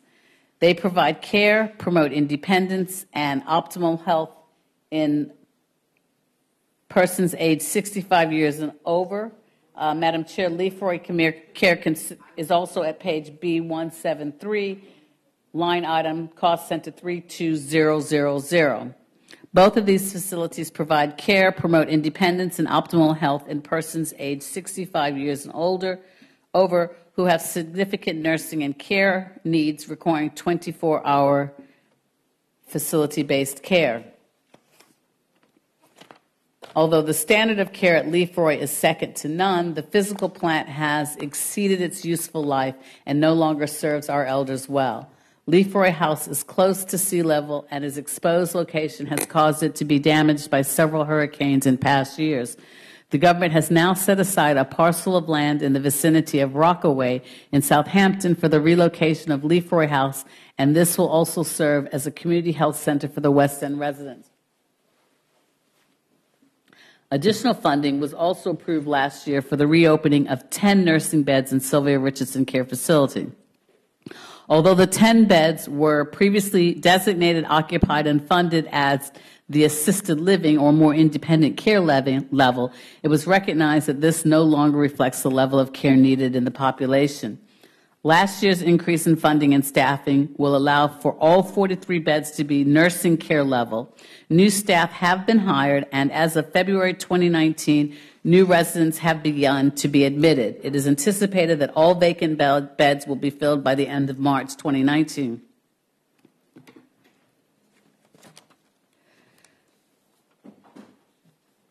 Madam Chair, with respect to revenues from the Department of Health, that can be located at page B175, and the revenues are projected at, for the 2019-2020 year, $3,610,000, and this revenues come from the sale of medications, vaccines, and biologicals, fees for clinical services, patient fees from the 2 long-term care facilities, as well as fees for licensing and permits issued by the environmental health section of the department. That concludes Head 22. Turning now to Head 24, which is the hospitals, and that can be located at pages B184 to B185 of the budget book. Madam Chair, Bermuda remains severely challenged, like many developed countries, in providing affordable health care services to an aging and increasingly unhealthy population. Having the island's only hospitals and being the largest provider of health care services, Bermuda Hospitals Board is frequently a focus in discussions on how it manages costs. And I would like to start with a national view. Madam Chair, whilst diagnostic technologies and services, specialist physicians and surgeons, and leading-edge therapies have all been developed and provided at our local hospitals and increasingly in the private sector, these do not address Bermuda's biggest issues related to health. A growing senior population that has increased from 14% in 2010 to 20% that will increase to 20% in 2020, and people with multiple chronic diseases called morbidity, and we cannot lose specialist services which serve many people on the island very well. But the bigger question is how the entire system can respond to the community's most pressing health needs. These tend to play out in the hospital at the moment, as it is frequently the only safety net for most of the vulnerable and unwell people in our community. This is the big picture that we have to address, and BHB is a willing partner in seeking to address them. For just as government, businesses, and individuals in Bermuda cannot afford the spiraling health costs, neither can our hospitals. Both King Edward and the Mid-Atlantic Wellness Institute are working with increasing demand and comorbidity, limited ability to reduce the surge of people in need coming through the doors, limitations on discharging people safely, and all in the context of restricted finances and suboptimal finances to manage facilities to manage the increase. BHB's financing position. Madam Chair, perhaps the most complex challenge facing our healthcare budget is that Bermuda Hospitals Board cannot fully reduce the country's burden of hospital costs on its own. An effective solution to reduce hospital costs requires the development of solutions outside of the hospital, both to avoid admission and to care for post-acute patients when they are discharged. BHB is in its second year of the Financial Recovery Plan, which has developed in response to a one-off $25 million budget cut in hospital subsidy in the fiscal year 2018. The Financial Recovery Plan identified a total savings requirement of $29 million over a 4-year period. The expectation of a fixed income agreement being introduced in 2019 means this plan is now being revised and further savings will have to be made. Madam Chair, in fiscal year 2018-19, BHB expects to achieve a break-even position, having delivered a deficit of $21 million in the fiscal year ending 2018. This position is, however, non-recurrent and will be supported by a number of technical and one-off adjustments. These include changes to accounting policy on inventory, changes in depreciation policy, and a one-off change relating to the nurses' superannuation scheme, where provisions for this payment is no longer required. Although not cash-backed, this has allowed BHB to reach agreement on fee charges related to MRI and CT imaging without any requirement for additional funds, thus supporting the wider governmental financial position. While there have been early successes in holding expenses close to the level last year, reductions in revenue related to dialysis and inpatient revenue projected to be $87 million compared to $91 million in 2018. Long-term care revenue for 2019 is projected to be $27.5 million compared to $29.6 million in 2018, with average occupancy exceeding 95% for both years. Dialysis revenue for 2019 is projected to be $23 million, and this is as compared to $24.5 million in fiscal year 2018, have also continued to cause significant pressures on BHB's financing. Turning to financial year 2019-20, BHB expects operational expenses to increase by at least 1%, reflecting the impact of inflation. This will add $3.5 million to the forecast outturn expenses position for 2019 of $335 million. BHB expects to continue to invest capital funds in its aging infrastructure, but its focus on its future strategic requirements by reserving funds within its capital program for two key developments, namely the development of an electronic health record that will benefit the entire population of the island and will support strategies to improve population health, and the production of a business case for the redevelopment of our KEMH and MWI sites. An initiative that will dramatically improve the facility's health care is provided from while reducing annual running costs. Madam Chair, BHB has invested significant resources in the delivery of its strategic, clinical services, or financial recovery plans. These plans aim to deliver high-quality care within available resources. BHB will not negatively impact clinical quality or financial balance as a result of moving to capped revenue. However, in order to manage utilization, which, along with inflation, is the main driver of cost, it may have to place clinical controls on the access to non-urgent care. This may be accompanied by a review of the current clinical thresholds in place. The new funding model will require BHB to be more efficient in its use of resources, and all processes and procedures will be carefully reviewed, and redeployment roles for staff will be sought where possible. Hospital utilization and capacity. Madam Chair, like most hospitals, Bermuda Hospitals Board has evolved and grown in line with international best practice and technology. It can treat infectious diseases, manage trauma, mental health, and substance abuse issues, and to provide the latest specialists and therapists for diseases such as cancer. BHB has also followed international standards by transferring intellectual disability residents out of the institutionalized hospital setting into group homes. BHB currently sees over 36,000 attendees annual at the emergency department, admits approximately 500 patients per month for inpatient care, has over 1,100 child and adult mental health service users, undertakes over 8,900 surgeries per year in the operating room, over 56,000 diagnostic imaging tests, 3 million lab tests, supports the births of over 500 babies, cares for 142 dialysis patients, and 102 long-term care residents, and 108 hospice patients per year. At the same time, as people visiting emergency may have experienced, BHB is under increasing pressure. It is not just the numbers of people coming into emergency, but it is the complexity of the cases and the multiple health issues that have, the length of time that have been needed for assessment and diagnosis, and the increased likelihood of them being admitted to hospital. Admissions are up nearly 20% compared to last year. And yet discharging patients remains challenging. Families may resist their seniors' return. They may not be a nursing home space. Community care services are not available enough to support seniors safely back in their home. And sometimes it's just because it's raining or a family member doesn't come to pick up their senior loved one. Madam Chair, this is a major issue in King Edward, but there are similar problems at the Mid-Atlantic Wellness Institute as well, where beds are also limited.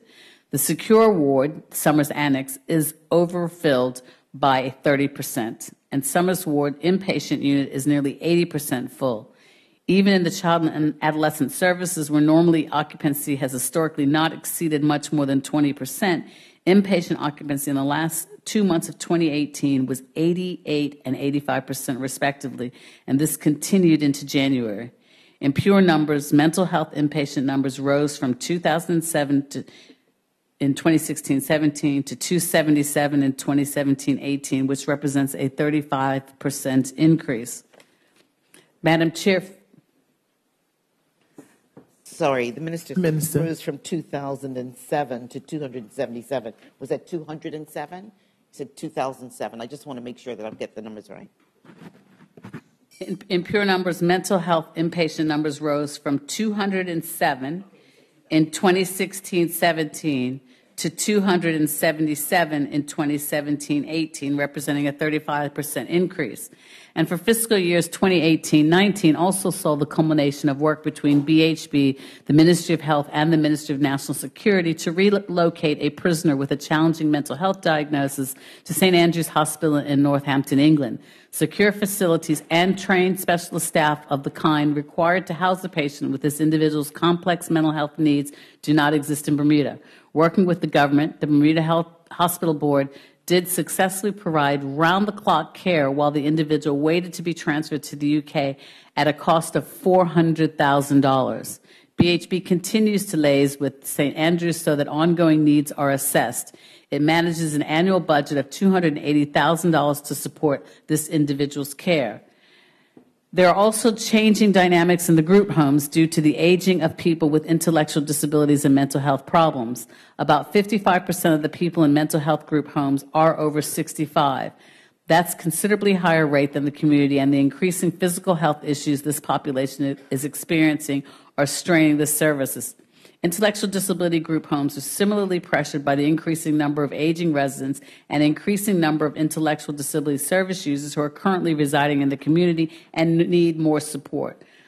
But the staffed group homes, being at capacity, cannot accommodate them. With respect to utilization and reducing that, Madam Chair, the patient-centered medical home has continued to care for people who have chronic illnesses who may be under or not insured. Numbers have increased from 167 last year to numbers have increased from 167 last year to 2013. Last year, I provided the clinical data supporting reduced emergency attendances, fewer admissions to hospital, and improved health outcome, and this has continued. Sorry. Madam Chair. Just a point. Member, do you have a point of clarification? Clarification requested, yes. Madam Chair. Madam Chair, the honourable member indicated patient-centered medical home residents increased from 167 last year, and then she went up to 2,000 on the current year. I'm just not sure if we're just getting mixed up in numbers. It's important that we get the numbers right, so I just wonder if the minister could clarify what the number is from 167. What is the new number for this year? Minister, she's asking for the clarification. I got the question. Thank you. No, it's not a home. I mean, it's the procedure, the program at the hospital, and the numbers have increased from 167 last year to 2013 currently.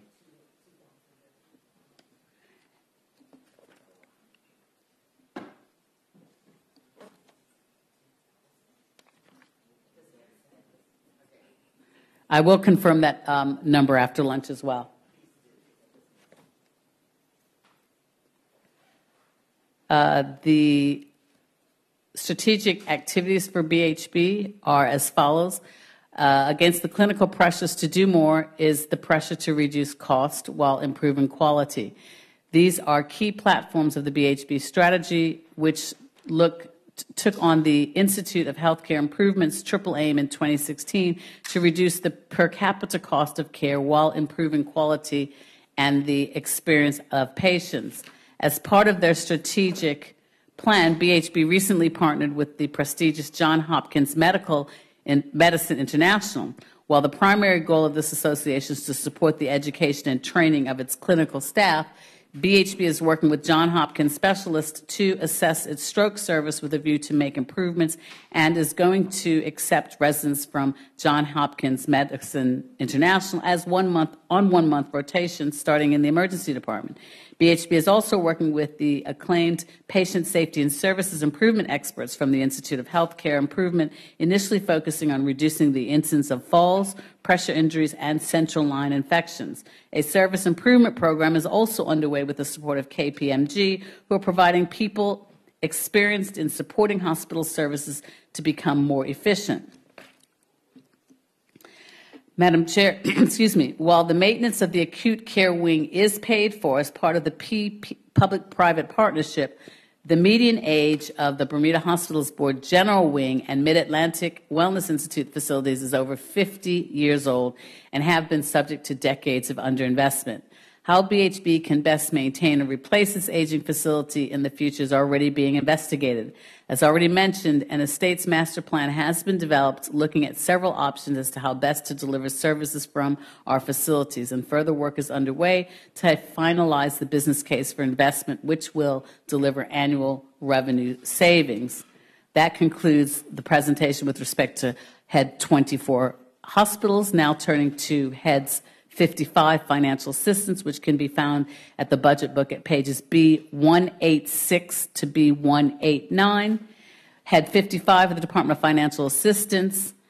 The mission of the Department of Financial Assistance is to ensure that Bermudians with insufficient financial resources have access to services in order to gain, maintain, or regain a minimal standard of living while encouraging personal and economic independence.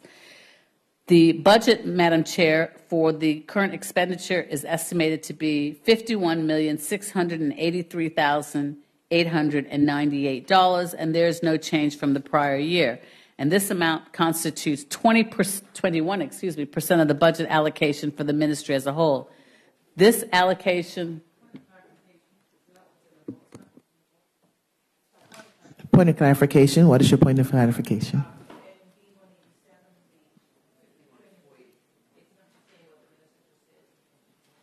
Minister, there is a point of clarification on the floor with regards to the figures that you read on page B187.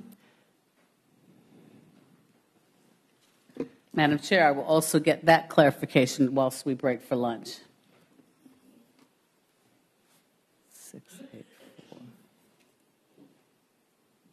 I will get that clarification. It seems to be 12. That's $12 off. I'll get that clarification when over. It's $200,000.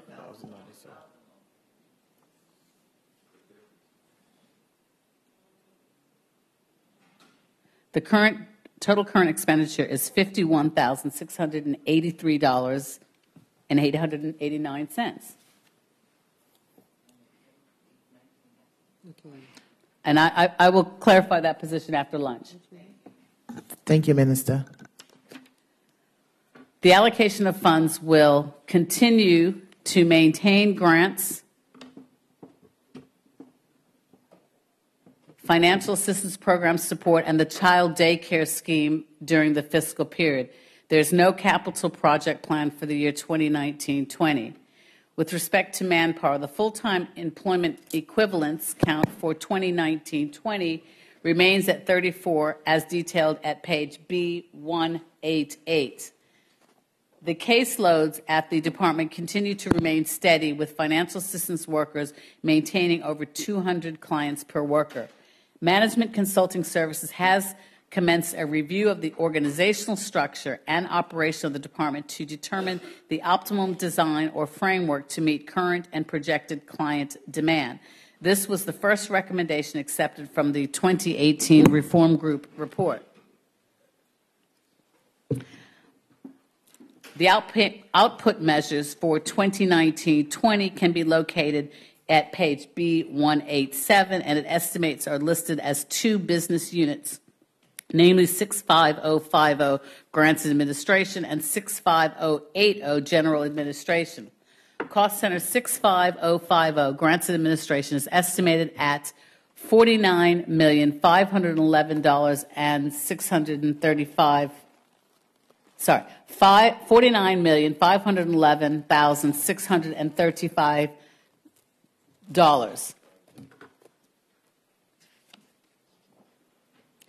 These funds manage Question. grants. Sorry. Point of Sorry. clarification, yes. I do have a point of clarification. Is there an errata page for Head 55 financial assistance? Because the numbers that the minister is speaking of in our brief bear no relationship to what's in the budget book. So it's important that if we at least are debating something, that we have the right numbers. Minister, the numbers on page B87, and I was following as well, the numbers that you read did not correspond with what's actually in the book in front of us.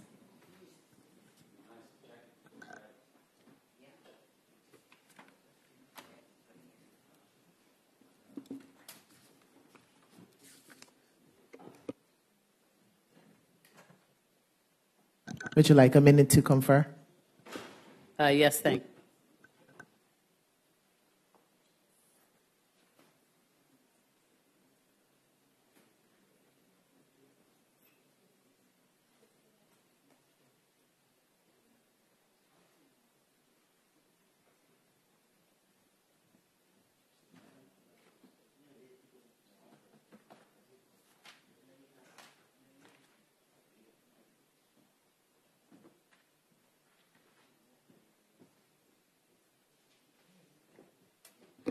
Okay, Madam Chair, the first issue that was raised by the honorable member concerning the expenditure, the total current expenditure, that is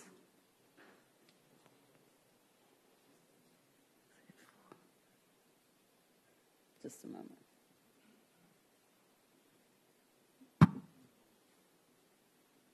Just a moment, Madam Chair.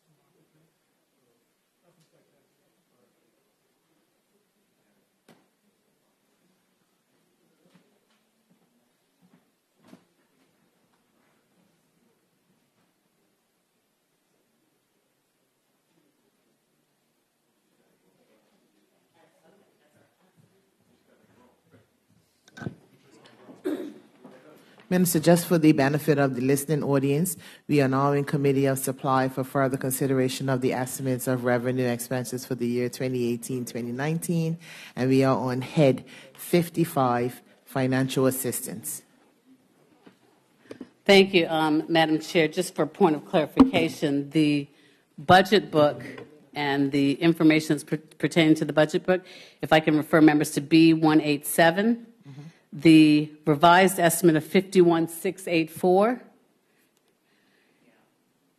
was pre a $200,000 transfer to, from Teen Haven to Child and Family Services. Child and Family Services is under a different ministry, so this was written prior to the transfer of the $200,000 grant that now will be facilitated to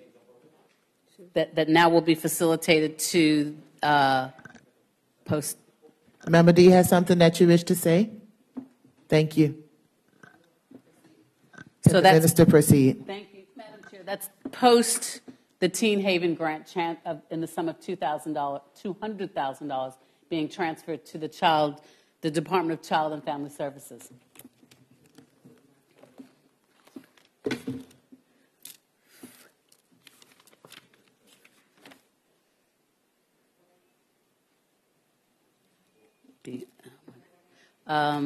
I was B187. For the output measures, Madam Chair? Sorry, if I can just help the minister with respect. I understand what she's saying about the transfer, but the minister spoke to 65050 of $49,511,000, which in the book, even if the transfer was considered, that is not the right number. So if the minister can just make sure and correct that, that number so that we've got it appropriate. Thank you. Minister, you have that question? I do, and I'll provide that information from the technical officers. Thank you. We'll proceed. The 2019-20 budget estimates are listed at 2 business units at page B187, 65050 Grants and Administration, 65080. And that would include the, okay, just a moment, the 200,000 that we just spoke about. So 65050.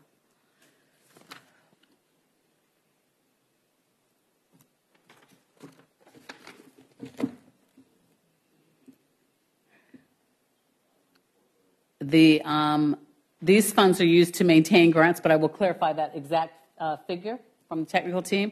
But I can say that the grants, the purpose of the funds is to maintain grants to financial assistance and child daycare programs. There's no change in the amount from the prior year, and all the programs remain static in activities whilst the department transitioned with the introduction of a brand new director. Madam Chair, there are 2 types of grants awarded from this estimate. The first involves the insurance of funding to support community-based programs such as the Society for the Blind, Meals on Wheels, STAR, which is the supportive therapy for persons with AIDS and their relatives, Salvation Army Shelters, and Teen Haven. The total support to these helping organizations amounts to $828,000. The remaining amount of $48,683,635 serves as the total budget divided between the assisted programs for eligible individuals of $45,283,635 and the child daycare scheme of $3,400,000. Madam Chair, this year the department addressed the recommendation number 5 of the Reform Group report, which spoke to eliminating job search sheets once used by able-bodied and earning low financial assistance clients to perform job search activities. The recommendation read, quote, firmly establish a job search component for able-bodied unemployed financial assistance clients under the Department of Workforce Development and target job searches as part of the case management plan that provides appropriate guidance, end of quote. In a previous ministerial statement, there was mention that clients who must participate in job search activities as a part of their eligibility requirement to receive a financial award must now utilize the Bermuda Job Board. The officers of the Department of Workforce Development stand ready to assist them in finding suitable employment opportunities. Madam Chair, there were 38 investigated cases of alleged abuse during this reporting period. Some of the reported cases involved overseas travel, overstated timesheets from caregivers, receipt of financial assistance whilst being gainfully employed, undisclosed income, returned to island less than 1 year ago, and unreturned funds from rest or nursing homes where clients passed away without notification to the department.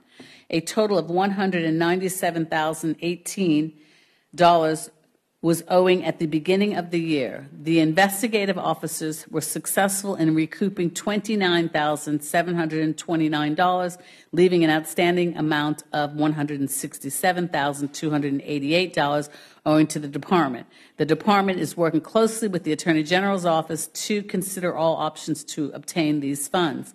Madam Chair, the total estimate for cost center 65080 for 2019-20 is $3,172,000. There's no change from the prior year. The largest expenditure in this unit is for the manpower that manages cases and conducts oversight. Therefore, salaries represent the largest component, as can be seen in the analysis at page B187, and nevertheless, the salaries represent less than 6% of the total spend for Head 55. Madam Chair, with respect to the other policies that are coming up this year with respect to financial assistance. There are a number of recommendations. You would recall that on the 11th of February, I delivered to the honorable members of this House a ministerial statement where I indicated and provided an update on the financial assistance reform, as well as the recommendations that came from the Financial Assistance Reform Committee, and invited members to familiarize themselves with that document. Plans for the upcoming year is that in keeping with the work performed by the reform group, there are a number of recommendations, again, that can be, I referred members to that in my ministerial statement just a couple weeks ago on the 11th of February, and I would invite them to consider that. And this ends the presentation of Head 55.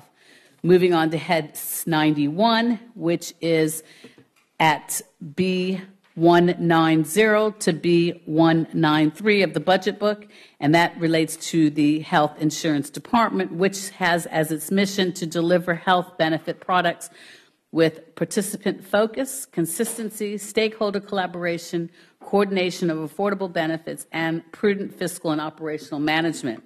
The primary HID's role is to provide access to affordable health insurance to all Bermuda's residents. This mandate is particularly demanding in Bermuda today with the pooled challenges of increasing health costs, poorly managed chronic illness, a rapidly aging population together with low birth rates, and the growing financial weight on individuals and families who are forced to choose between the importance of purchasing health insurance versus daily living necessities. A more value-based health system is needed to manage these demands, which can be achieved by concentrating on population health outcomes and through health financing reform. These actions will assist in reducing the health system's mounting financial pressures, as well as improving overall population health through the delivery of optimum health services to all residents. Madam Chair, for fiscal 2019-20, $3,995,000 has been allocated for this head, which is equal to the approved 2018-19 budget. Head 91 is the partial source of funding behind the Health Insurance Department, which is responsible for developing and administering the government's social health insurance products offered to the public, namely the Health Insurance Plan, the Future Care Plan, the Mutual Reinsurance Fund, and the government subsidy programs, which pays towards the hospitalization costs of select populations. Madam Chair, HID's policyholders have seen no increase to monthly premiums since 2015 as a result of the government's financial support and transfers from the MRF. Although there were no benefit additions to HIP and Future Care plans directly, the Future Care pharmacy benefit was amended to apply the same 100% coverage to brand or generic drugs, with the Future Care pharmacy benefit remaining at $2,000. Through this change, pharmacy copays were eliminated, and policyholders are no longer beholden to generic drugs in instances when they are more expensive than the name brand. This change also eliminated administrative inefficiencies, meaning HID will no longer have to manually re-examine claims after they have been submitted and paid to differentiate between generic and brand. In the absence of universal drug coding across Bermuda, this manual process was inefficient and policyholders did not gain any benefit. Madam Chair, during fiscal 2018-19, the Health Insurance Department continued to provide the personal home care benefit to eligible policyholders.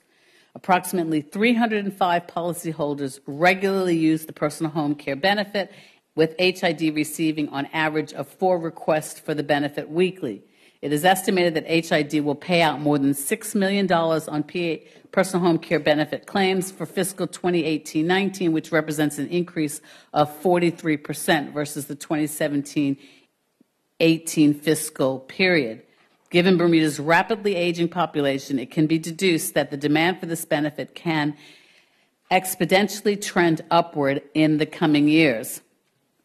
In 2019-20, HID will pursue ways to restructure the current administrative and operational processes to ensure the benefit is maintained at a practical level and economically supported.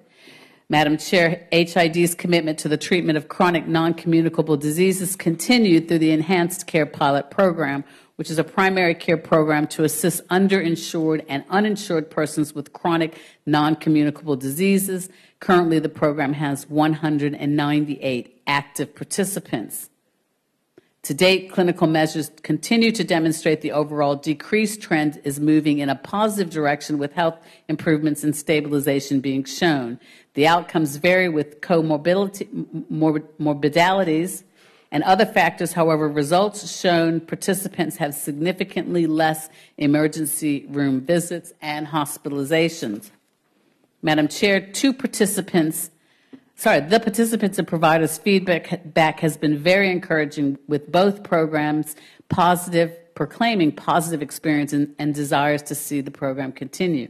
Looking forward in 2019-20, HIT is collaborating with relevant stakeholders in framing a reorganized enhanced care pilot program that will continue to meet some of the health care needs of the underinsured and uninsured population, while more efficiently managing care and streamlining the collection of necessary data for future care.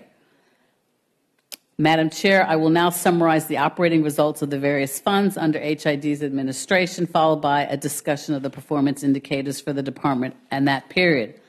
HID operating results in the headcount for 31 March 2019 is approximately 3,290 persons versus one previous year's total of 3,070, and this represents an increase of 220 persons, or roughly 7%. Projected HIP revenue premiums, earned for fiscal 18-19 are $16.3 million, which represents $219,000 or 1.4% increase from 2017-18. Claims incurred in 17-18 equaled $27 million, with 2018-19 estimated to be on par with $26.9 million. HIP has allocated approximately $1.1 million in administrative expenses in fiscal 2018-19. Future Care operating results, the projected headcount for Future Care is approximately 4,158 persons as of the 31st of March 2019, which represents an increase of 73 persons, or roughly 2% compared to March last year. Projected Future Care premiums earned for fiscal 18-19 are $24.7 million, which is an increase of $438,000 or 1.8% from 2017-18. Claims incurred for 2018-19 are estimated in total to $35.9 million as compared to $32.3 million of last year. Administrative expenses of approximately $1.1 million will be incurred by Future Care for the fiscal year 18-19. The MRF premium, Madam Chair, for 18-19 increased to $101.97 per month from $91.57 per month during fiscal 17-18.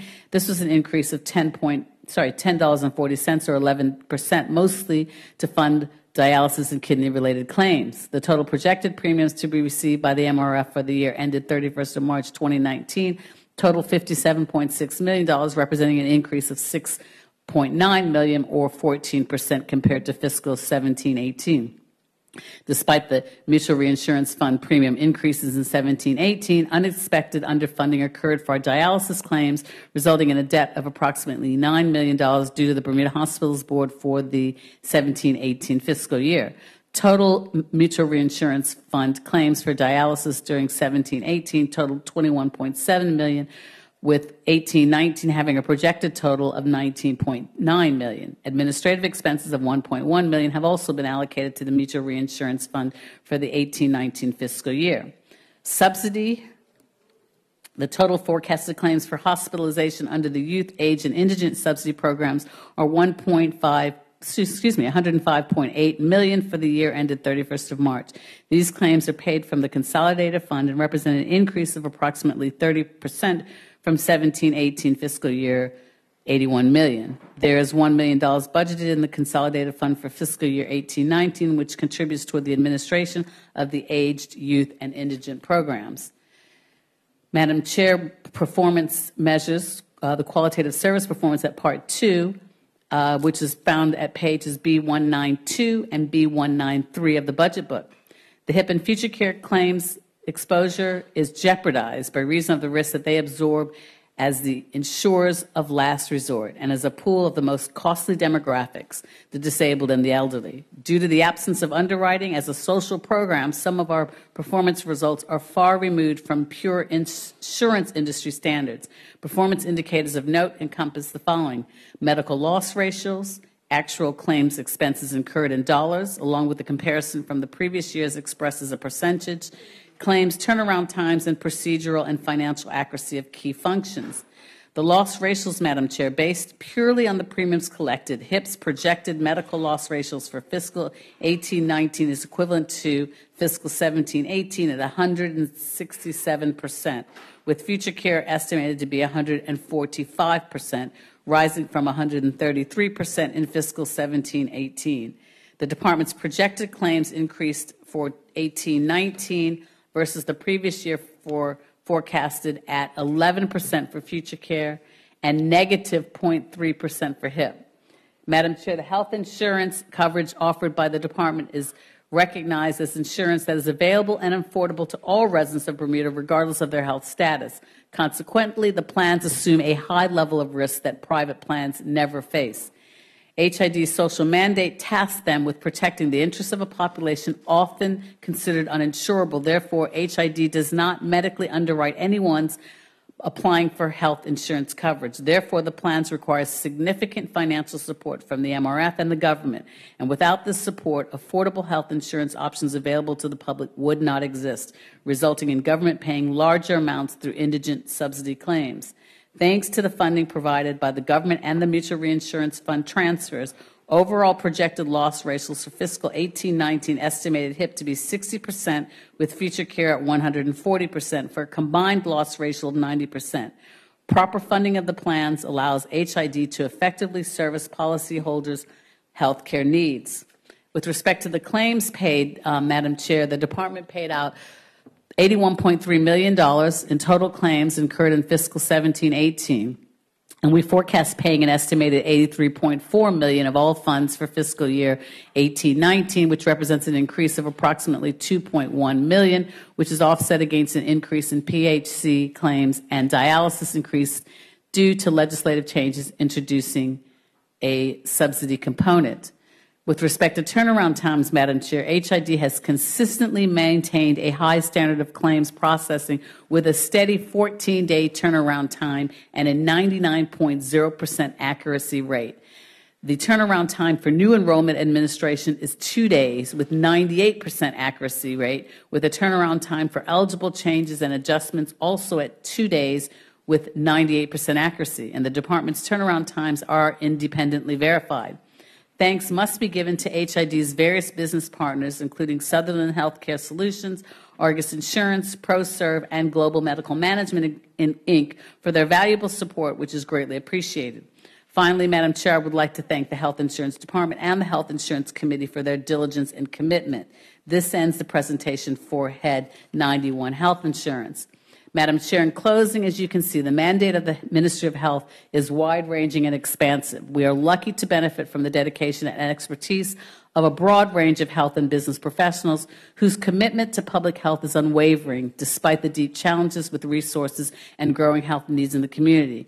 I am truly indebted to our staff and to our health partners who work miracles on a daily basis to plug gaps and catch people who have fallen through the net to care for their health and social needs. Their Herculean efforts have to be recognized and applauded by the whole community, because without them, Bermuda would look very, very different indeed. We look forward to further reforms of our health system coming soon to address the known deficits and achieve the ministry's vision for healthy people in healthy communities. And that includes my budget brief. Thank you, Madam Chair. Thank you, Minister. I ask if any member would like to speak. I see that the member from constituency 23 is on her feet. Sort of an eager beaver today, huh? Thank you, Madam Chair. Madam Chair, I'm going to open my remarks firstly by saying that the presumption when we come for budget debate and the time that is allocated in order to respond to the budget so that we have the opportunity to delve into the numbers is done very measuredly. There is also a presumption that we stand here with numbers in front of us that A, make sense, and B, are accurate. C, are consistent. In this particular budget brief and this budget presentation, none of those three elements has been effective, have been shown. And I think that it's a travesty to the people of Bermuda to be able to be subjected to a brief that does not support the numbers that have been very put in the budget book for us to stand here to debate. We have sections of the ministry in which the differentials have been looked at based on last year's original budget as against this year's original budget. We have sections that have been based on this year's original budget based on as relates to last year's revised. We mix and match, we cherry pick, and none of this makes sense. And I think that it is incumbent upon not just the minister, but the staff supporting her to ensure that we have the consistency that is necessary in order for us to be able to effectively look at the budget numbers and to be able to support them. So this was being, I recognize that the minister has attempted to have a truncated version of the budget. There was a specific reason, Madam Chair, that we allocated 8 hours to this debate. And the 8 hours is predicated upon the ability of the minister to explain carefully and not rush through as though we're running from a fire truck, but to explain carefully the allocation of a significant amount of money, $241 million over the entire ministry, which is a significant portion of the budget expenditure.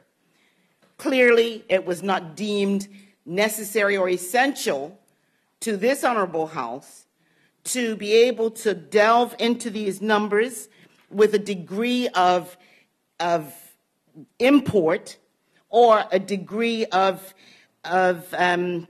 detail that would give the public a correct indication as to how their money is being spent. And that, Madam Chair, is most unfortunate. There are situations, and I will go into the individual details as I get to the department by department, but there are situations when I question whether the numbers were designed to obfuscate. Because I think that if we cannot rely on the numbers that are in front of us to be able to examine... Excuse me, Madam Member that's speaking at this time, we are currently doing the estimates of revenue and expenses. Yes. And we ask that you stick to rules, consider rules 19 and 32 of our standing orders when you are speaking at this time. Thank you very much. Absolutely. Madam Chair, what I'm speaking to, the presentation that the minister gave, which is an overview of the department's budget, and the comments that I have made are certainly in reference to responding to what the minister has indicated. So I don't believe that I'm running afoul of the rules of the House in terms of the numbers. But that said, I will move on. Excuse me. I'm going to go, first of all, to the Ministry of Health. And the minister indicated in her brief that in covering these areas, that there has been significant decrease in based on prior administration's early retirement and fund freezing, that there was a shortage of 89 vacant positions, which represented 22% of the workforce. That was in the minister's brief. What we see in the Ministry of Health... Members, which head are you referring to? I'm referring to the Ministry of Health, page B166, and in reference to the minister's comment in her brief about the deficiencies in the numbers of employees that we have. What I want to point out is that on page B166, with respect to employee numbers, the original 2018-19 budget showed 378, and for 19-20, it is going up by 6 to 384. That's the last line under employee numbers on page B166. Well, with that differential of additional 6, and the minister's indication that there were 89 vacant positions, the question is, from 2017-18, where 378 was the number of employees, through 2018-19 is the same number as the prior year, 384 being the estimate for this coming year with a differential of 6. The question is if there is such significant fallout or decrease or inability for the staffing, is it, because the minister explained how we have only an increase of 6 people if there's a reduction of 89, or if there are 89 vacant positions, why are we over a 2-year period of time only coming up with an uptick of 6 of those 89? Notwithstanding that she did indicate that recruitment is difficult, but I certainly believe that 6 over that course of time does not seem to be an appropriate number. Secondarily, we have a revised estimate on page 1819 in the same line of employee numbers, in which the revised estimate actually went up from 378 to 385 in the 1819 revised estimate column, the last line down on page B166. And that is now, when we look at the 1920 estimate, we're saying it's 384. So effectively, we're losing 1 person based on the revised estimate from 2018-19, and I'd be grateful if the minister could explain that level of variance. Excuse me. So the Ministry of Health, according to page B166,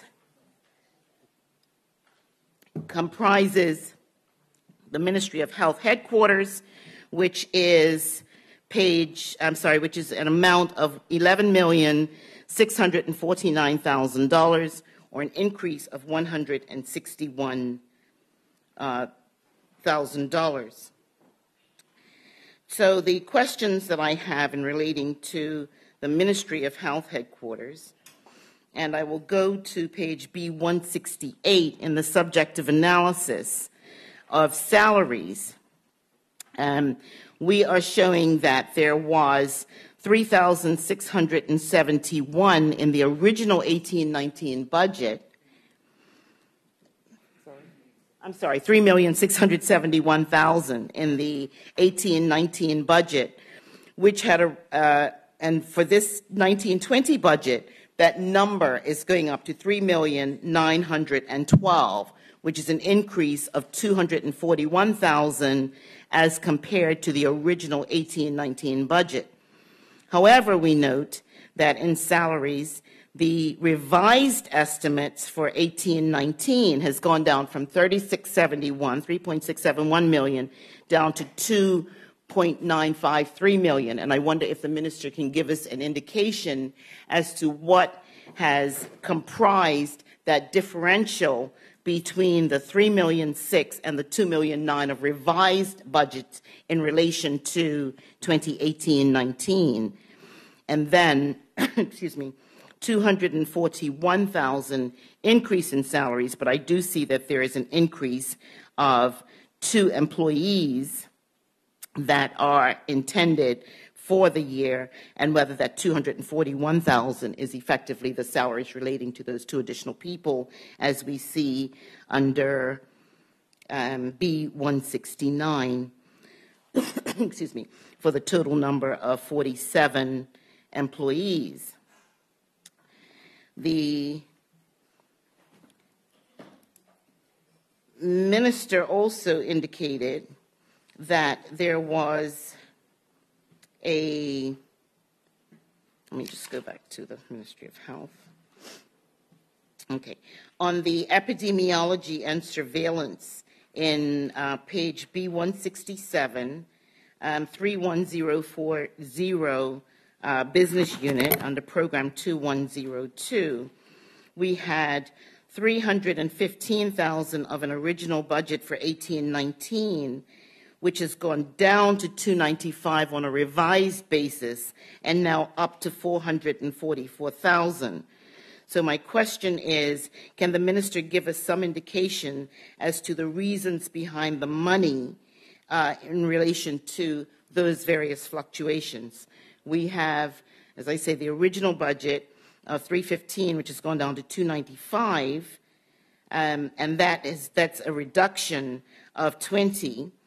But now it's going up from 315 to 444, an increase of 129, which is a 41% increase. And I just want to understand the numbers behind that particular uptick. Excuse me. The Aging and Disability Services in business unit, program 2103 had 31135, Aging and Disability Services. We have a 0% increase. It's sort of static between 1819 original and 1920 estimate, but we had a revised 1819 from 1,023,000 down to 705,000, which is over $300,000 of reduction. And I wonder if the minister could also advise us as to what comprised that particular reduction in the in the amount. Why did we revise it down so far in 1819 from the original to the revised estimate? Thank you, member. We are now at 12:30, and I just want to be mindful to members that during the budget debate to please be guided by Standing Orders 19 and 32 as we proceed with this today and every day. Minister?